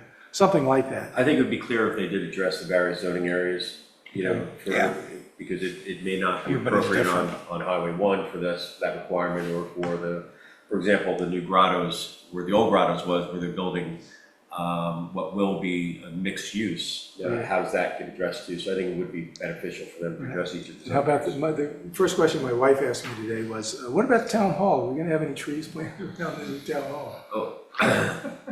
Well, let's see what planning and zoning goes back to, we will have some green area to the, Okay. to the south side next to the We walkway. got too many bricks, we don't have room for trees. We can sell trees. We can sell them. All right. Sponsored tree. All right, so we understand that this is to send it to them for their review, and to provide us any recommendations. I'll motion to do that. I'll second that. All in favor? Aye. Aye. Yeah. All right. Next item, discussion of the existing $1,000 material building permit exception, possible new exceptions to building permit requirements for non-structural decorative projects, flood zone to non-flood zone areas, the potential impact of such exceptions, and amendments to the town code that would be necessary to implement exception. Mr. Persinger. Okay, this is a fairly broad, it's become a fairly broad area, much broader, I thought, than we would be dealing with this. We've talked about this in the past. We talked about this, and Charter and Code Committee talked about this a couple of times in 2024. And basically where we left it after a lot of discussion was questions about the efficiency of the process. So let me just tell you, first of all, what you had in the biggest document associated with this. Before the Charter and Code Committee meeting, we had I developed a set of questions along with the chair for the committee for discussion, and those are the questions that I've included here. We also included a definition of maintenance on those, at the bottom of those questions, because one of the things that we're talking about here is changing the existing exception from permit requirements for maintenance projects in which the materials cost is less than $1,000. So that's the first page. As a result of Charter and Code Committee review and discussion, they came up with a series of recommendations, which we'll come back to in a moment. So that's the second page. The Dewey Beach Civic League also sent out a communication before the Charter and Code Committee to its members and hopefully others as well. And that did generate a fair amount of public comment, and we've summarized those comments in the third page. As I said before, we've talked about this before, we have a little bit of data on building permit, financial and statistical information for FY24. And then we have some excerpts from the code. There are general requirements that pertain basically to all properties. There are some very specific requirements that apply to properties in the flood zone. And so both of those are in here, and as well as some documentation on the $1,000 exception that I mentioned before. And there is also an excerpt from the flood damage reduction section of our code, section 101. And just let me focus on that for a minute. What it says is, it shall be unlawful for any person or entity to begin construction or other development, which is wholly within, partially within, essentially you shouldn't begin that unless you have a building permit. That's essentially what that first paragraph says. The key question here is, what do they mean by development? And the language in this section is FEMA language. There are other municipalities that use the same language. And there's a specific definition of development that is used by FEMA and other municipalities. And it's basically, development is any man-made change to improved or unimproved real estate. So if you read that broadly, that means that basically anything you do to your property in a flood zone, you have to have a building permit for. And we've had some public comment from at least one person who said, she was told that if she wanted to change a doorknob, she needed a building permit. Now, if that happened, if she got that advice, it wasn't very good advice. The town is never going to enforce something like that. Most people are not even going to come to the town with that kind of minimal change or modification to their property. So let me characterize, if I can find the right. I want to break this down into kind of five issues, five main issues. First of all is the materials limit.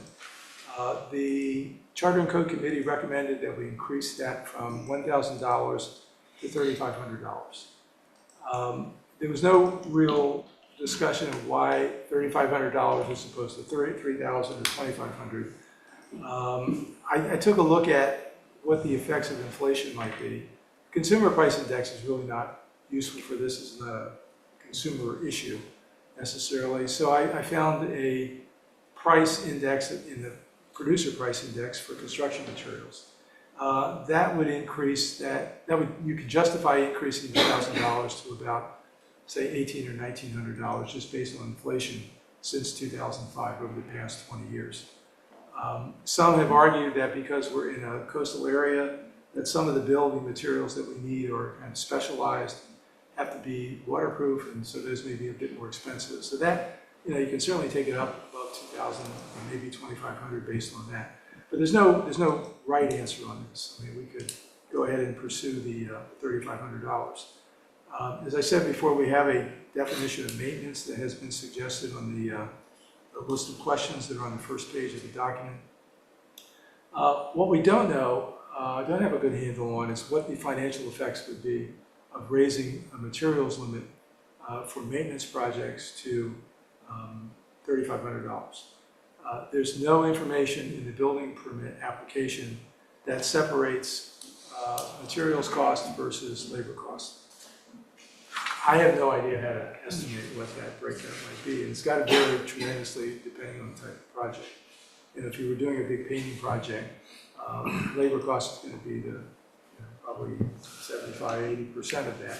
If it's pure construction project, I'm not sure how things would break down.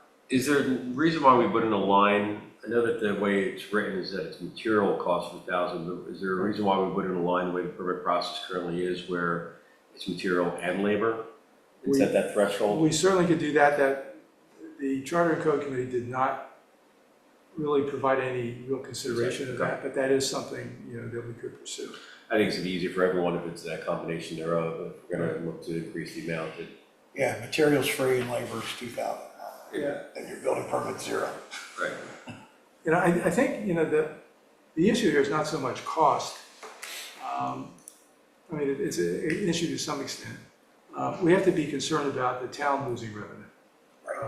We only have building permits generates a substantial amount of money, 20% of which goes to our infrastructure account.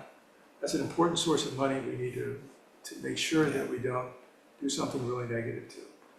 But yet there can be some relief potentially for people who have smaller jobs. Again, we can define maintenance. In terms of the process, I've talked with the building official about this, with Dawn Hinks, and I'm not sure, she may not be on the line today, but she is on the line.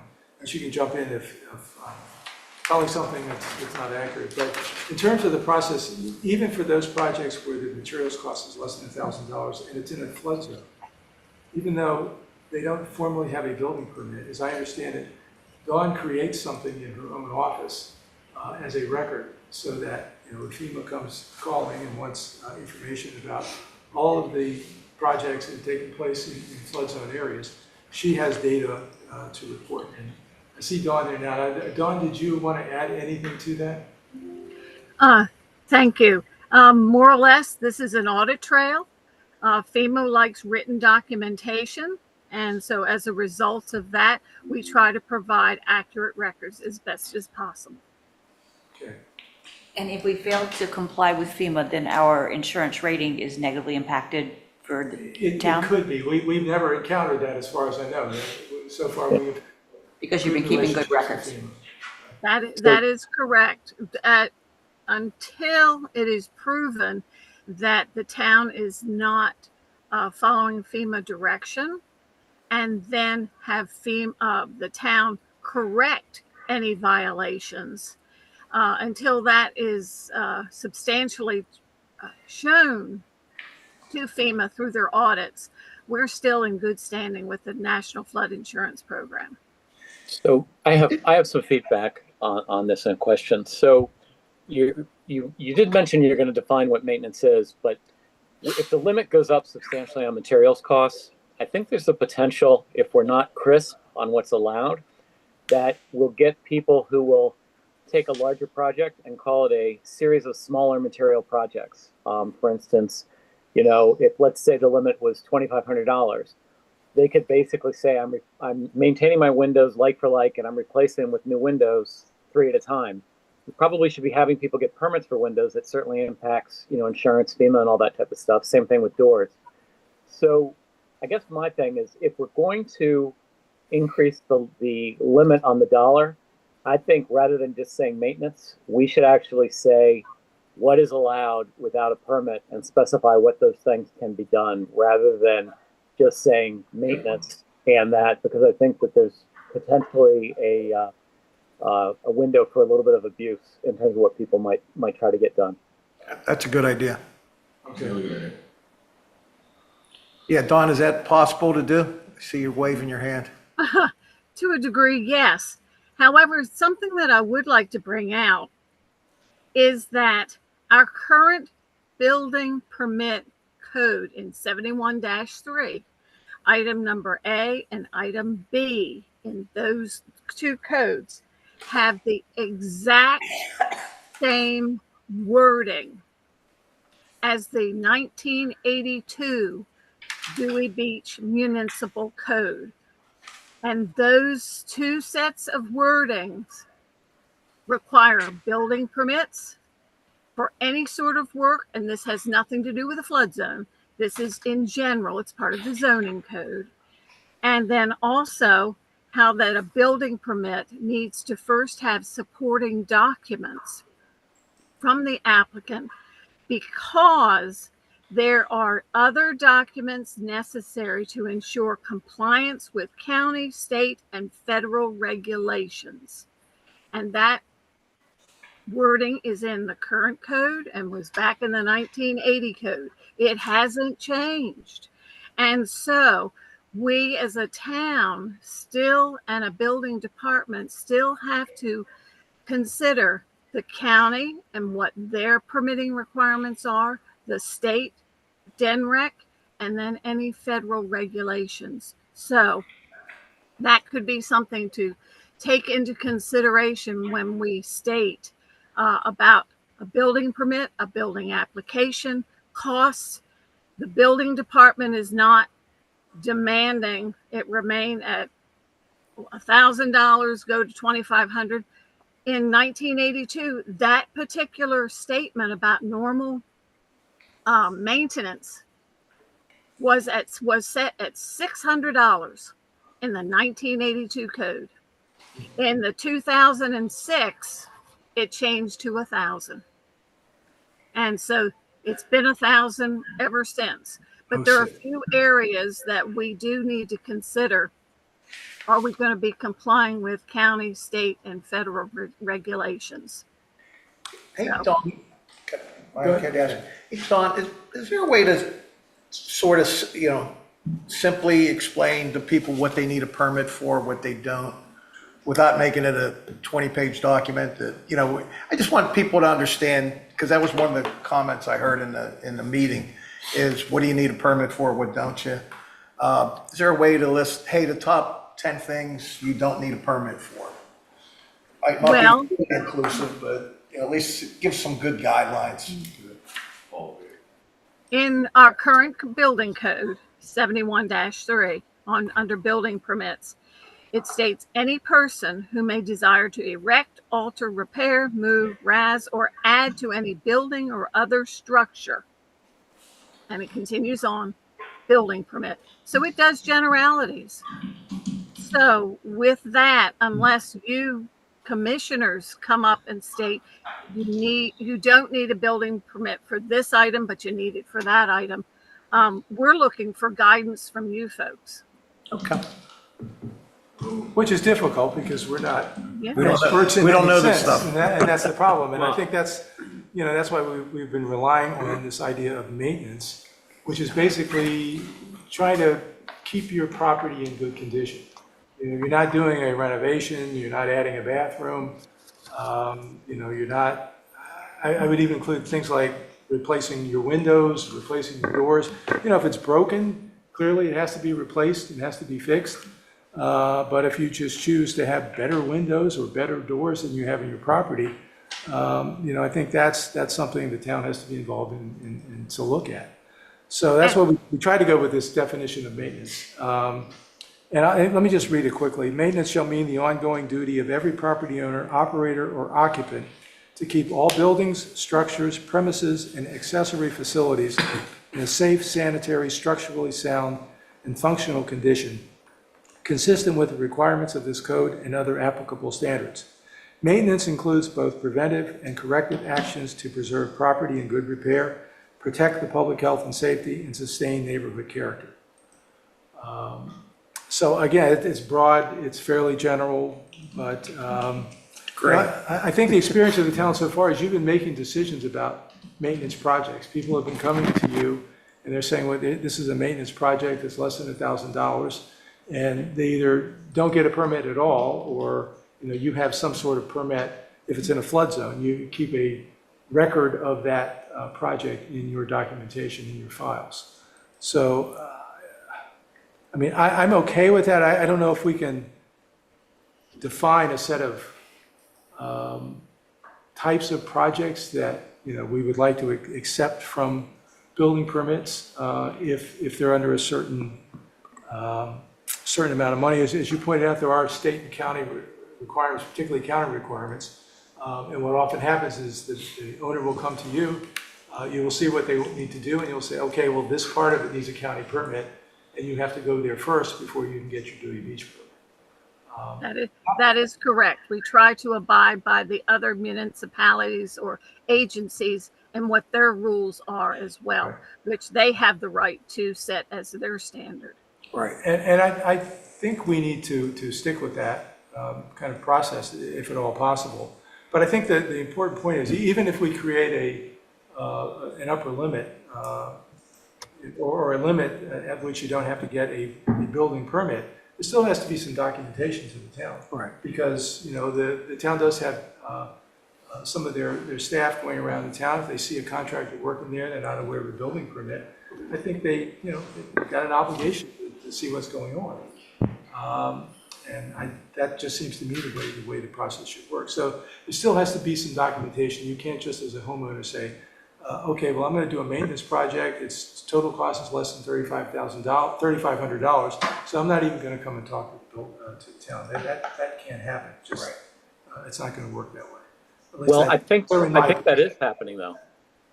Well, we're not opening up the opportunity for that to happen. There certainly are some people who do that, and the town does try to do whatever enforcement they can with the staff that they have to identify those kinds of situations. But you're always going to have somebody who doesn't want to follow the rules. That's just the way it is. Who doesn't know the rules and hasn't investigated, and therefore does the wrong thing. So I guess the point I'm trying to make is the way the code reads now with the maintenance line, I think a lot of people basically, if they have less than 1,000 of materials costs, they just assume they don't need to do anything, and they don't even notify the town of it because it's less than 1,000 materials costs. And so if we're going to raise it, I kind of go back to, we need to tighten up that language, and we may say that you still have to apply, you guys still have to fill out the application, but no building permit will be required to be issued, or something like that. I know that the town manager held up something that might be a table.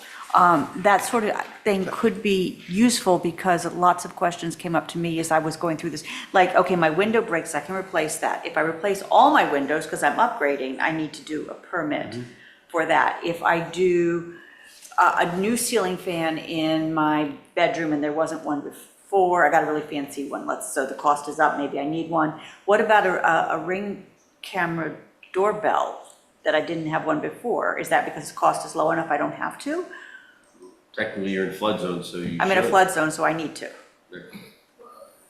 If you're going to put in a Ring camera, I mean, is that... I know. This is where it becomes excessive, Well, right? Gary, just like, I mean, what I struggle with is, to what outcome we're trying to achieve here, right?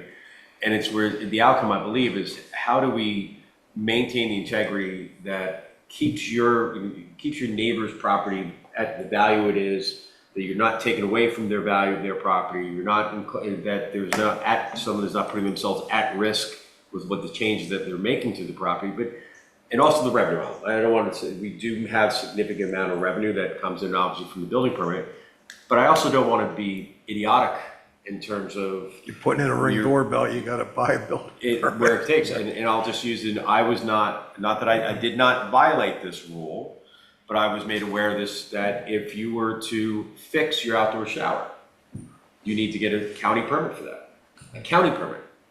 So even if you picked up the $79.99 kit at Home Depot and put it in yourself, you still need a county permit for that. So there's an element of how do we balance making it better for the homeowners here in Dewey Beach and residents in terms of keeping their property where they want to keep it, and not creating a nuisance for them. Now, one of the things that I know Gary had we had posted a chart, and I think that chart showed the permits, the amount of permits that we've had, and the amount of revenue that it generates. I only saw the turnarounds. I didn't see the. Oh, yeah, that was the FY '24 data, right. And I just want to, one of the things that was posted, you know, if we were to go at a $2,500 limit, and that's labor and materials, and I think Laura at Town Hall put this, that only was 61 permits in that period and generated 3,000 in fees. So it wasn't a big number. Not a big number. It's a rounding error. It's right. And, but, you know, majority of our revenue, if the 1,000 to 2,500 was $3,000, 2,500 to 7,500 was 14,000, 75 to 10,000, another 14,000. So you're talking roughly $30,000 of revenue to the town of Dewey Beach for 200 permits that we still have to spend our time processing and recording, versus the over $10,000 in permits generated $780,000. So there's, you know, I don't, where that cutoff, we move it, whether it's 2,500, whether it's materials, it's not going to move the revenue number that much. That, I don't necessarily should. Yeah, if you incorporate, or if you include both materials Yep. and labor, Yep. that's true. It was just, if it's just a materials cost, then that's much more difficult to assess. The thing is, you know, whatever level we set it at, the town still has to get information about what's being done.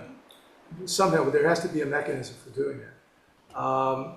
You know, I think we could probably create a small set of exceptions that say, like a Ring doorbell or replacing a doorknob, or that, you know, some minor Painting a things to door, say, right. you don't have to tell us about that, but if you're gonna do any other kind of repair project within your property, you know, fill out the form that's on the internet and let the town have a look at that. If you need a building permit for that. But people need to the know, town will we're let trying you to know. just keep records for your FEMA insurance. This is I benefiting you. think we can probably do that. There's, It sounds like a marketing communication effort. well, property owner education Sounds like a is one of case. the things that we have listed here as something that Charter and Co talked about, that property owners, and as David said, you know, people have to know what the requirements are. They have to know what they're expected to do. And The county requirements, that's an issue. HOA requirements is something else Yes. that we talked about. There is something on the form that says that there's a signature line for HOA. So you have to get HOA approval. I think that could be made more specific with a question that says, is your property part of an HOA? And if so, please provide the signature of approval from your HOA. There's no reason why the town should have to chase that down. And I don't think that if it's part of an HOA, and if there's a legal issue, please tell me, Craig. I don't think the town should be issuing a building permit if it violates Their HOA. the HOA. And is there legal problems with that? So I think it really, my advice would be, as much as we should do here is ask whether HOA approval has been granted and get a yes or no and then move on. I mean, there is a lot of litigation that involves the enforcement of these privately imposed restrictions from communities that are, and we can't interpret the code. I mean, many times what appears to be very clear is judged by a court instead to be ambiguous and not enforceable, or not enforceable because it's not uniformly enforced. We don't know who really has authority to sign off for an HOA.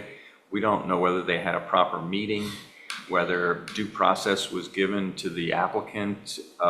So the courts are inundated with this kind of litigation to the point where they impose requirements on mediation to be conducted by attorneys. I mean, I don't think that we can deny a building permit which on its face is permissible for lack of an HOA approval.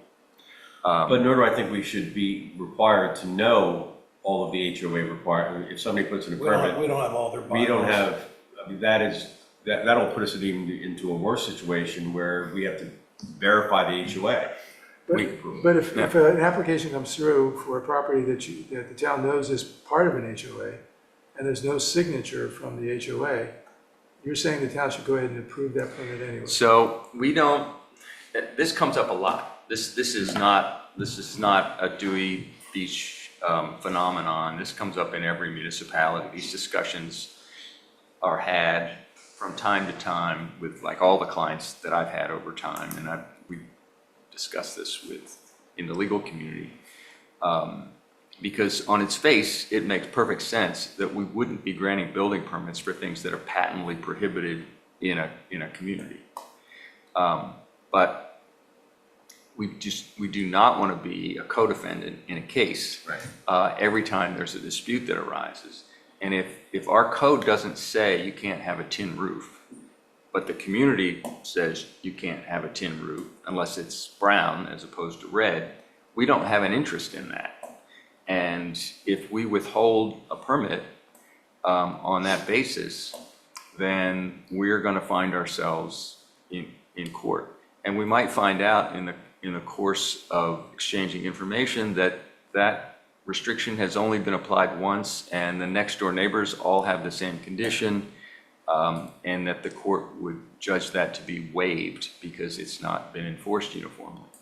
So I don't know. I think it's pretty well established that municipalities and counties are not going to dig very deep on those issues. I've been at hearings where the HOA representative has come and said we're opposed to the grant of a variance because it violates our restrictions, and the Board of Adjustment says we're sorry about that, but it doesn't.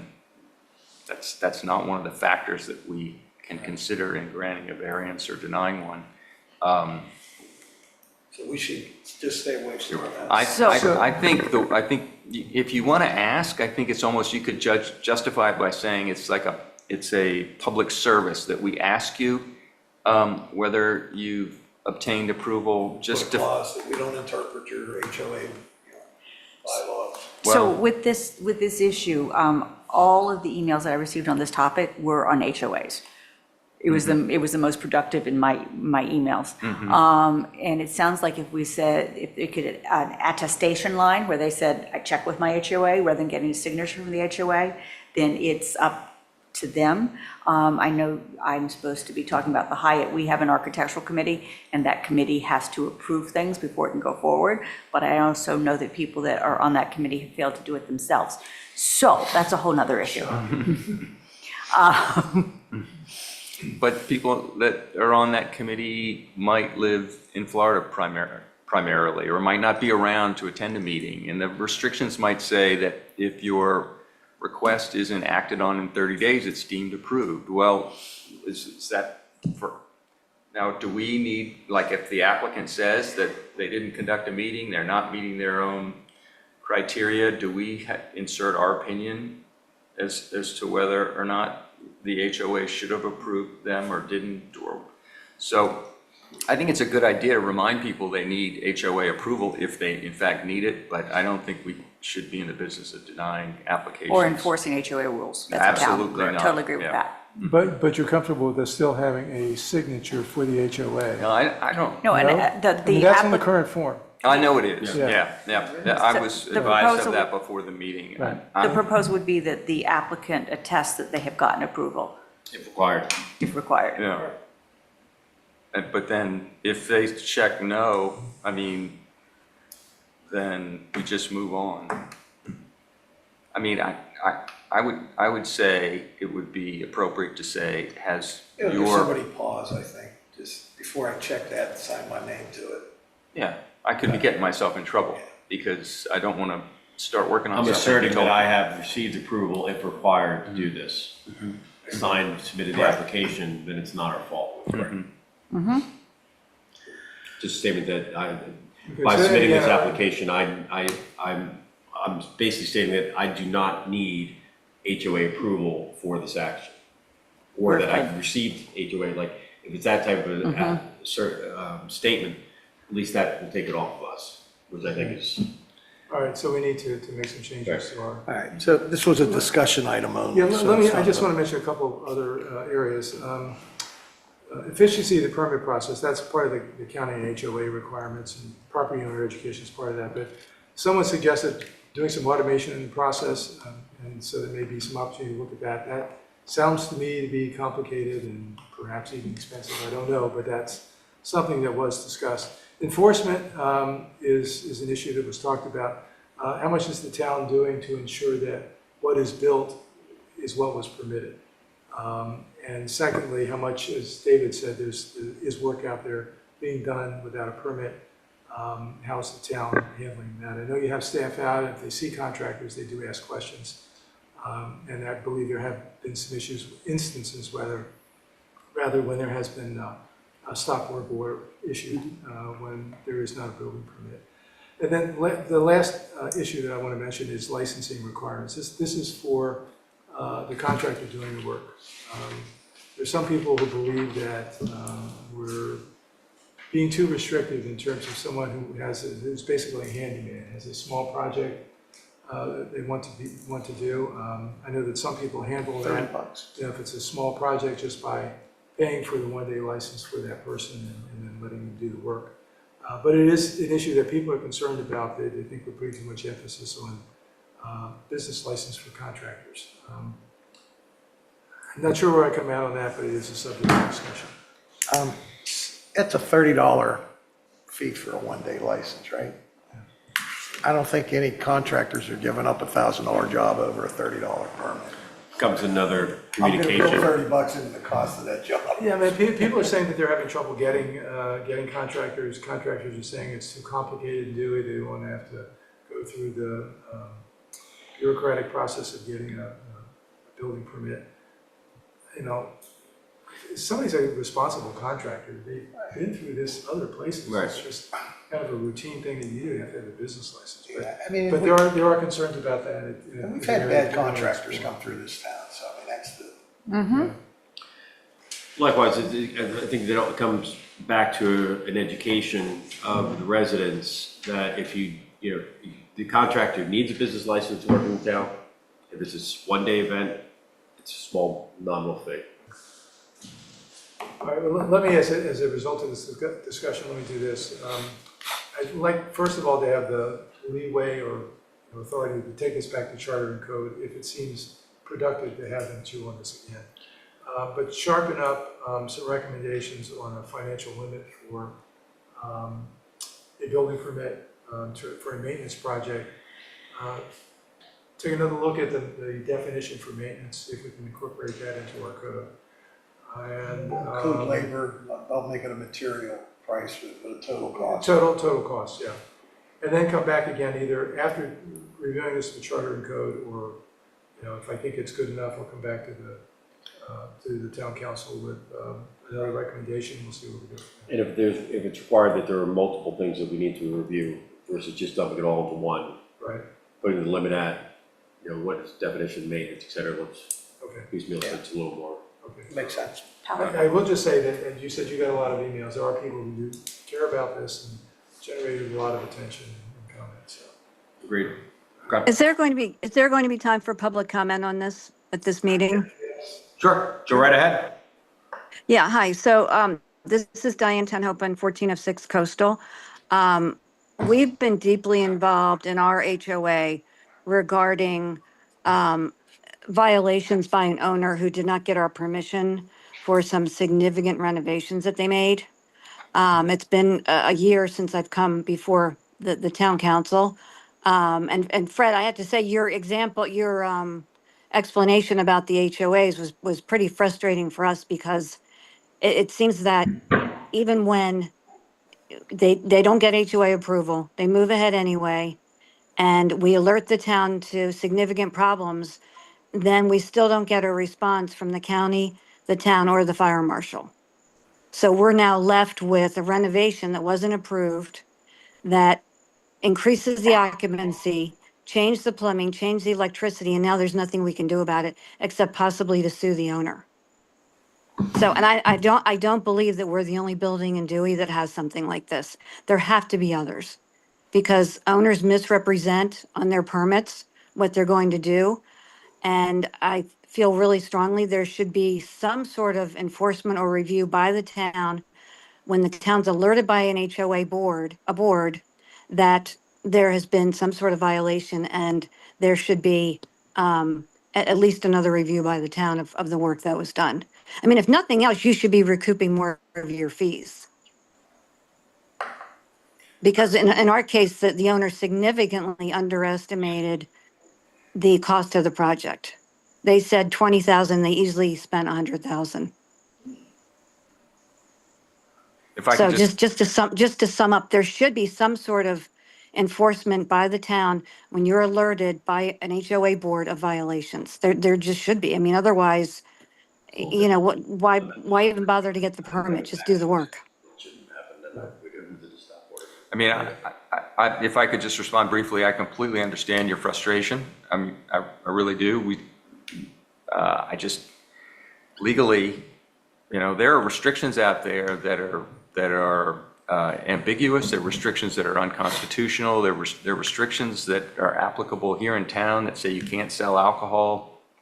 Haven't been on this property, and that they haven't been enforced for decades. There are provisions which are much worse than that. They're like, you know, if you're not the proper race, you can't own this property. I mean, there are all kinds of things out there that we can't, you know, those are they're deemed private contractual restrictions that were imposed not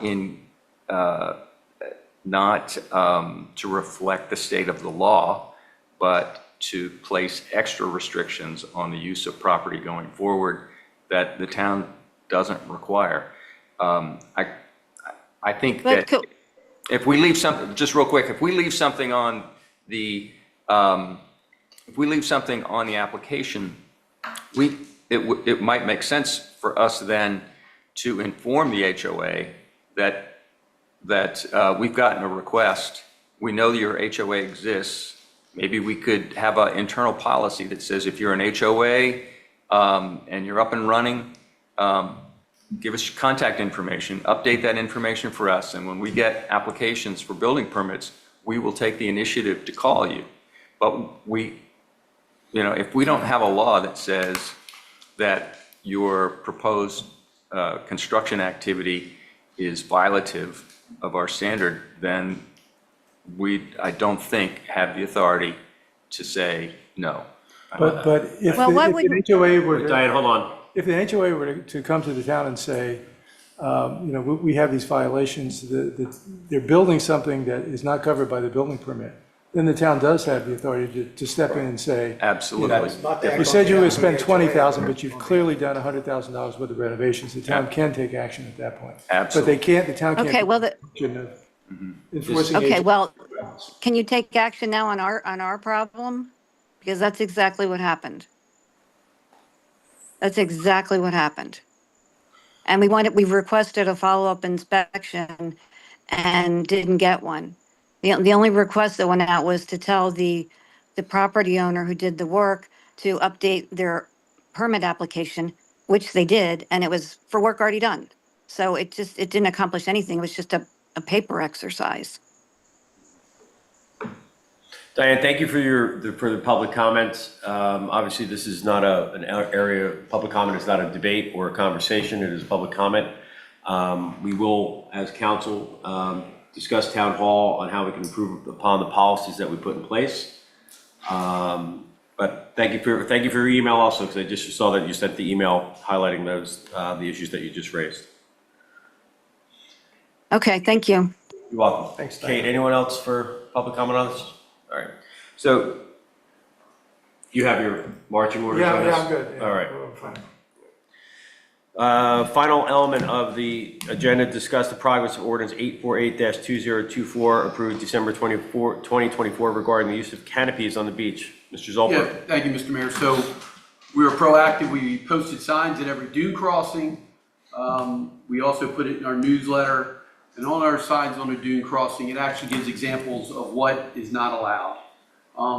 What we usually do is have somebody go down Monday morning between the hours of 8 and 8:30, go down the beach and put the warning tags, and you can see those tags right there. That's what we put actually on the canopies that are unoccupied. And we usually, this first year, we've had anywhere between 5 and 9 on average that we're doing on a Monday. But then when I go down, or one of our town inspectors goes down on Monday, I usually go down on either Wednesday, Thursday, or Friday. And then I go back through and see if there are any, how many more. And I usually come maybe 2 or maybe 3. And that's walking from Collins Street all the way down to Chesapeake. So I think we still have some folks that either they're not reading the signs. But when we put the warning tags on there, we put those tags on there, they are making sure they have somebody underneath them, or they're not setting them up until after 9 o'clock. I think for the first year, I think we did really well. That has nothing to do with whether they have strings coming off the sides of them, whether they're, they've got these long things with sand that's actually holding them in. The code doesn't say anything about that. It's just about no tents on the beach, and it's defined tents except for baby tents, and then no canopies unoccupied before 9 o'clock. And I think for the first year, I think it went rather well. Didn't we define canopies as 10 by 10? No. No, we permit canopies, but we're certainly less restrictive than Rehoboth certainly, and less restrictive Yeah. than some other municipalities in terms of size. I'm a little worried that we may need to manage beach real estate. As we have less beach, we're not going to have beach replenishment this year. As we have less beach, there's less space. And while you can bring down a whole set of umbrellas and take up the same amount of space that a canopy takes out, one person can carry up a big canopy. It takes multiple people to carry out the umbrellas that will cover the same amount of space. I know that we've had some comments from people about canopies. There is some concern.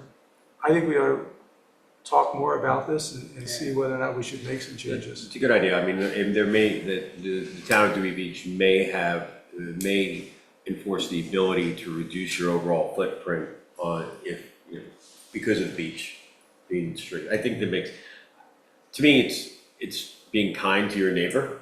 All right. And, but when I see a 20 by 20 tent that's with the legs going out and there's 2 people underneath, it does frustrate me. That someone's being that selfish, but maybe there's some teeth that we can put around that. I had a thought. I mean, the other beach towns have banned them. I get why they did that, but there's also I think it does serve a good purpose. I mean, tents are nice, but the issue is people just hogging the amount of space and just being disrespectful to others. And that's really what we want to try to avoid. If I could make a suggestion, we either ban them or make them go against the fence. You're in a back row. You're not sitting, a whole row of tents that no one else can get to the beach without walking down and around, so they don't walk through your stuff to get there. I mean, we can limit the space, but it puts our lifeguards in a spot where they got to argue with somebody. But I think that would be real clear. Now we're not saying, hey, you were 11 feet, not 10 feet of space. Your legs are out too far. You're against the fence. Do whatever you want against the fence. That way we didn't say no, but we didn't allow people to just hog all the good beach real estate. I think that manages, to your point, Gary, manage the beach space that we have. I'd like your guys' opinion on how much better you thought it was this year than previous years. I mean, I felt it was substantially better, the early morning hogging of space this year than it was in previous years. Are you asking from council's perspective or from? Yeah, I'm asking you guys for your perspective. Do you think it got significantly better this year? That was my personal opinion, but I wanted yours. I thought it was better. I live in the middle, and I didn't see much of a change in terms of the amount of canopies. There was no tents. I rarely saw a tent anyway in the past, but I did not see a material change year over year. That's just from McKinley Avenue. I saw variations depending on how close we were to a holiday weekend. That's fair. Holiday weekends, it was much heavier and it was difficult to cross from being on the beach to being in the water without going, I usually had to go next to the lifeguard stand and shimmy. And some of it is the long legs that stretch out. Right, And I that's- think if we educate that if you roll those up, they still work. They don't have to be all the Well, they way put them out out. for a reason. Yeah, they're getting extra space. They're expanding. Trying to get rid of the hogs. Avoid my other word. I don't think it was noticeably better this year. I mean, perhaps it was, but if I didn't go up to the beach early in the morning, part of my family was up there, running or whatever, I'd always get a report on how many canopies were up on the beach already. And in most cases, they were probably in compliance with the current ordinance. But again, I just think we need to think about better management of the beach real estate. I'm not sure it's going to continue to be as extensive as it is. I mean, again, we're not going to get beach replenishment this year. I think we need to be cognizant of that. And I just think it's better to see the umbrellas and I mean, somebody showed me a picture recently of, I think it was some European beach where, everything was in rigid rows and, rows and columns. And I don't think we're going to go to that, but something that, just doesn't take up as much real estate. You could have 3 people under a 10 by 10 canopy just because they want to. I'm just not sure that makes any sense. Well, You want to sit next to the water and get a chair. well, I mean, over the storms that we've had over the last few weeks or last month maybe, I mean, there's definitely been beach erosion. The beach is diminished in And it has width. diminished. And I did not notice that come, mid-August. But it's evident right now. Yeah. So let's, as we move forward the next few council meetings, if there's some revisions in terms of placements, I don't necessarily think it's a bad idea to have a conversation around keeping the path between the dune crossings and the lifeguard open. Because if there is an EMT issue, if there is a requirement for them to get point, that may be something that we want to consider. So at least that it's something for the safety and for the well-being of our residents and visitors. Good point. All right. Closing of the meeting. Commissioner comments. Commissioner Jazinski. No comments. How's the weather in Iceland? We don't care. We don't care. This subject will not be discussed. And yes, and I was happy to see at least that your husband showed up for your swearing. Commissioner Gibbons. I don't know if we have somebody still left for public comment before I speak. I wanted to comment, you didn't ask anybody if they wanted to comment on that. So I apologize, sir. I will yield Would my you- time. Then, would you like any, yes, would you please provide us public comment again? I thought you were just coming because you missed me. Yeah, I did. I do apologize. Mayor Brian, how you doing? I'll never make that poor Manny. Anyway. Well, just congrats to the commissioners and to Mayor Bryan for another election year and sworn in as mayor. And Thank you, sir. I wanted to just thank the chief of police on behalf of OP Large 2, which is here in Sussex. We're mostly all retired guys from other police departments, and thanks for honoring the York County guys that had fallen. Appreciate that. I stood here probably, last year and talked about canopies and we talked about tents and everything else. It's a hard thing to address, but I think you got to look at a few different things. You talked about bringing umbrellas down where you could bring 4 umbrellas. I could carry 4 umbrellas down, or in my cart, I could take 4 umbrellas and take the same amount of space up. You have the beach vendor who actually puts umbrellas up and reserve space, which is probably not allowed at that point for people to come down. Like they made a contract basically and said, put 2 umbrellas up. So they get primo space and they're paying for it ahead of time. That's another issue to consider. I think that's contractually not allowed. Well, but it happens. It's happening. Let me tell you, it is happening. I've watched it, The only other option really would be is in my opinion, would be to kind of like limit the size of a canopy. I don't think we should outlaw a canopy. One of your members at the Charter and Code meeting last week she had said, I hope Dewey doesn't become a democratic republic of Rehoboth Beach. You know, the connotation of North Korea in that. So, you know, that was true. I mean, you go up there, the sign, you can't have this, you can't have that, especially that. I mean, people come down, and I agree, they do kind of abuse the canopy thing, but I think that's a necessary evil nowadays to really have some kind of canopy. The size could be restrictive, in my opinion, if that's where you really want to go. But I don't think we should come up with a way to, you know, outlaw canopies. Putting it by the fence, it might work, but then you got the beach patrol going there, you got the vendors up and down the beach. That may not, you know, work with an access area. So that's really it, just some food for thought. Thank you. Thank you. Sorry for that, Harry. And may I now have the floor back? Yes, you may. Thank you. So in addition to the Zolper dynasty that was acknowledged today with the award to Liam, it looks like we also have a new dynasty. Colby and Kyle Green are representing at the International Surf Rescue Challenge in New Zealand in November, and they are members of our guards as well, and I wanted to congratulate them on that. And I want to go with them. I'll carry the bags or something. Commissioner Persinger. The only thing I would just say in regard to canopies is that when we discuss this again, I mean, what you just said, that's exactly what we need, more public input. We need to hear from more people about what their thoughts are, what they think is fair and reasonable, what's desirable from them as property owners and stakeholders here in Dewey Beach. So if we're going to talk about this again, let's make every effort we can to get the word out to people so that we can generate input, because we make much better decisions when we're guided by public input. Agreed. Commissioner Barrett. I want to thank Chief for putting together a wonderful community day, although I wasn't able to make it. I want to thank Chief for putting that together. I think that was great for the town and for the department. And Shayna, great job on all the work you did to get us through the audit. And Bill, you do stuff all the time, so, and Fred too. But no, that's all I got. Thank you, everybody. I don't have anything to say. Thank you, everyone, for keeping the team together and for another great year. With that, can I have a motion to adjourn? Motion. Second. All in favor? Aye. Hi, Good night, David.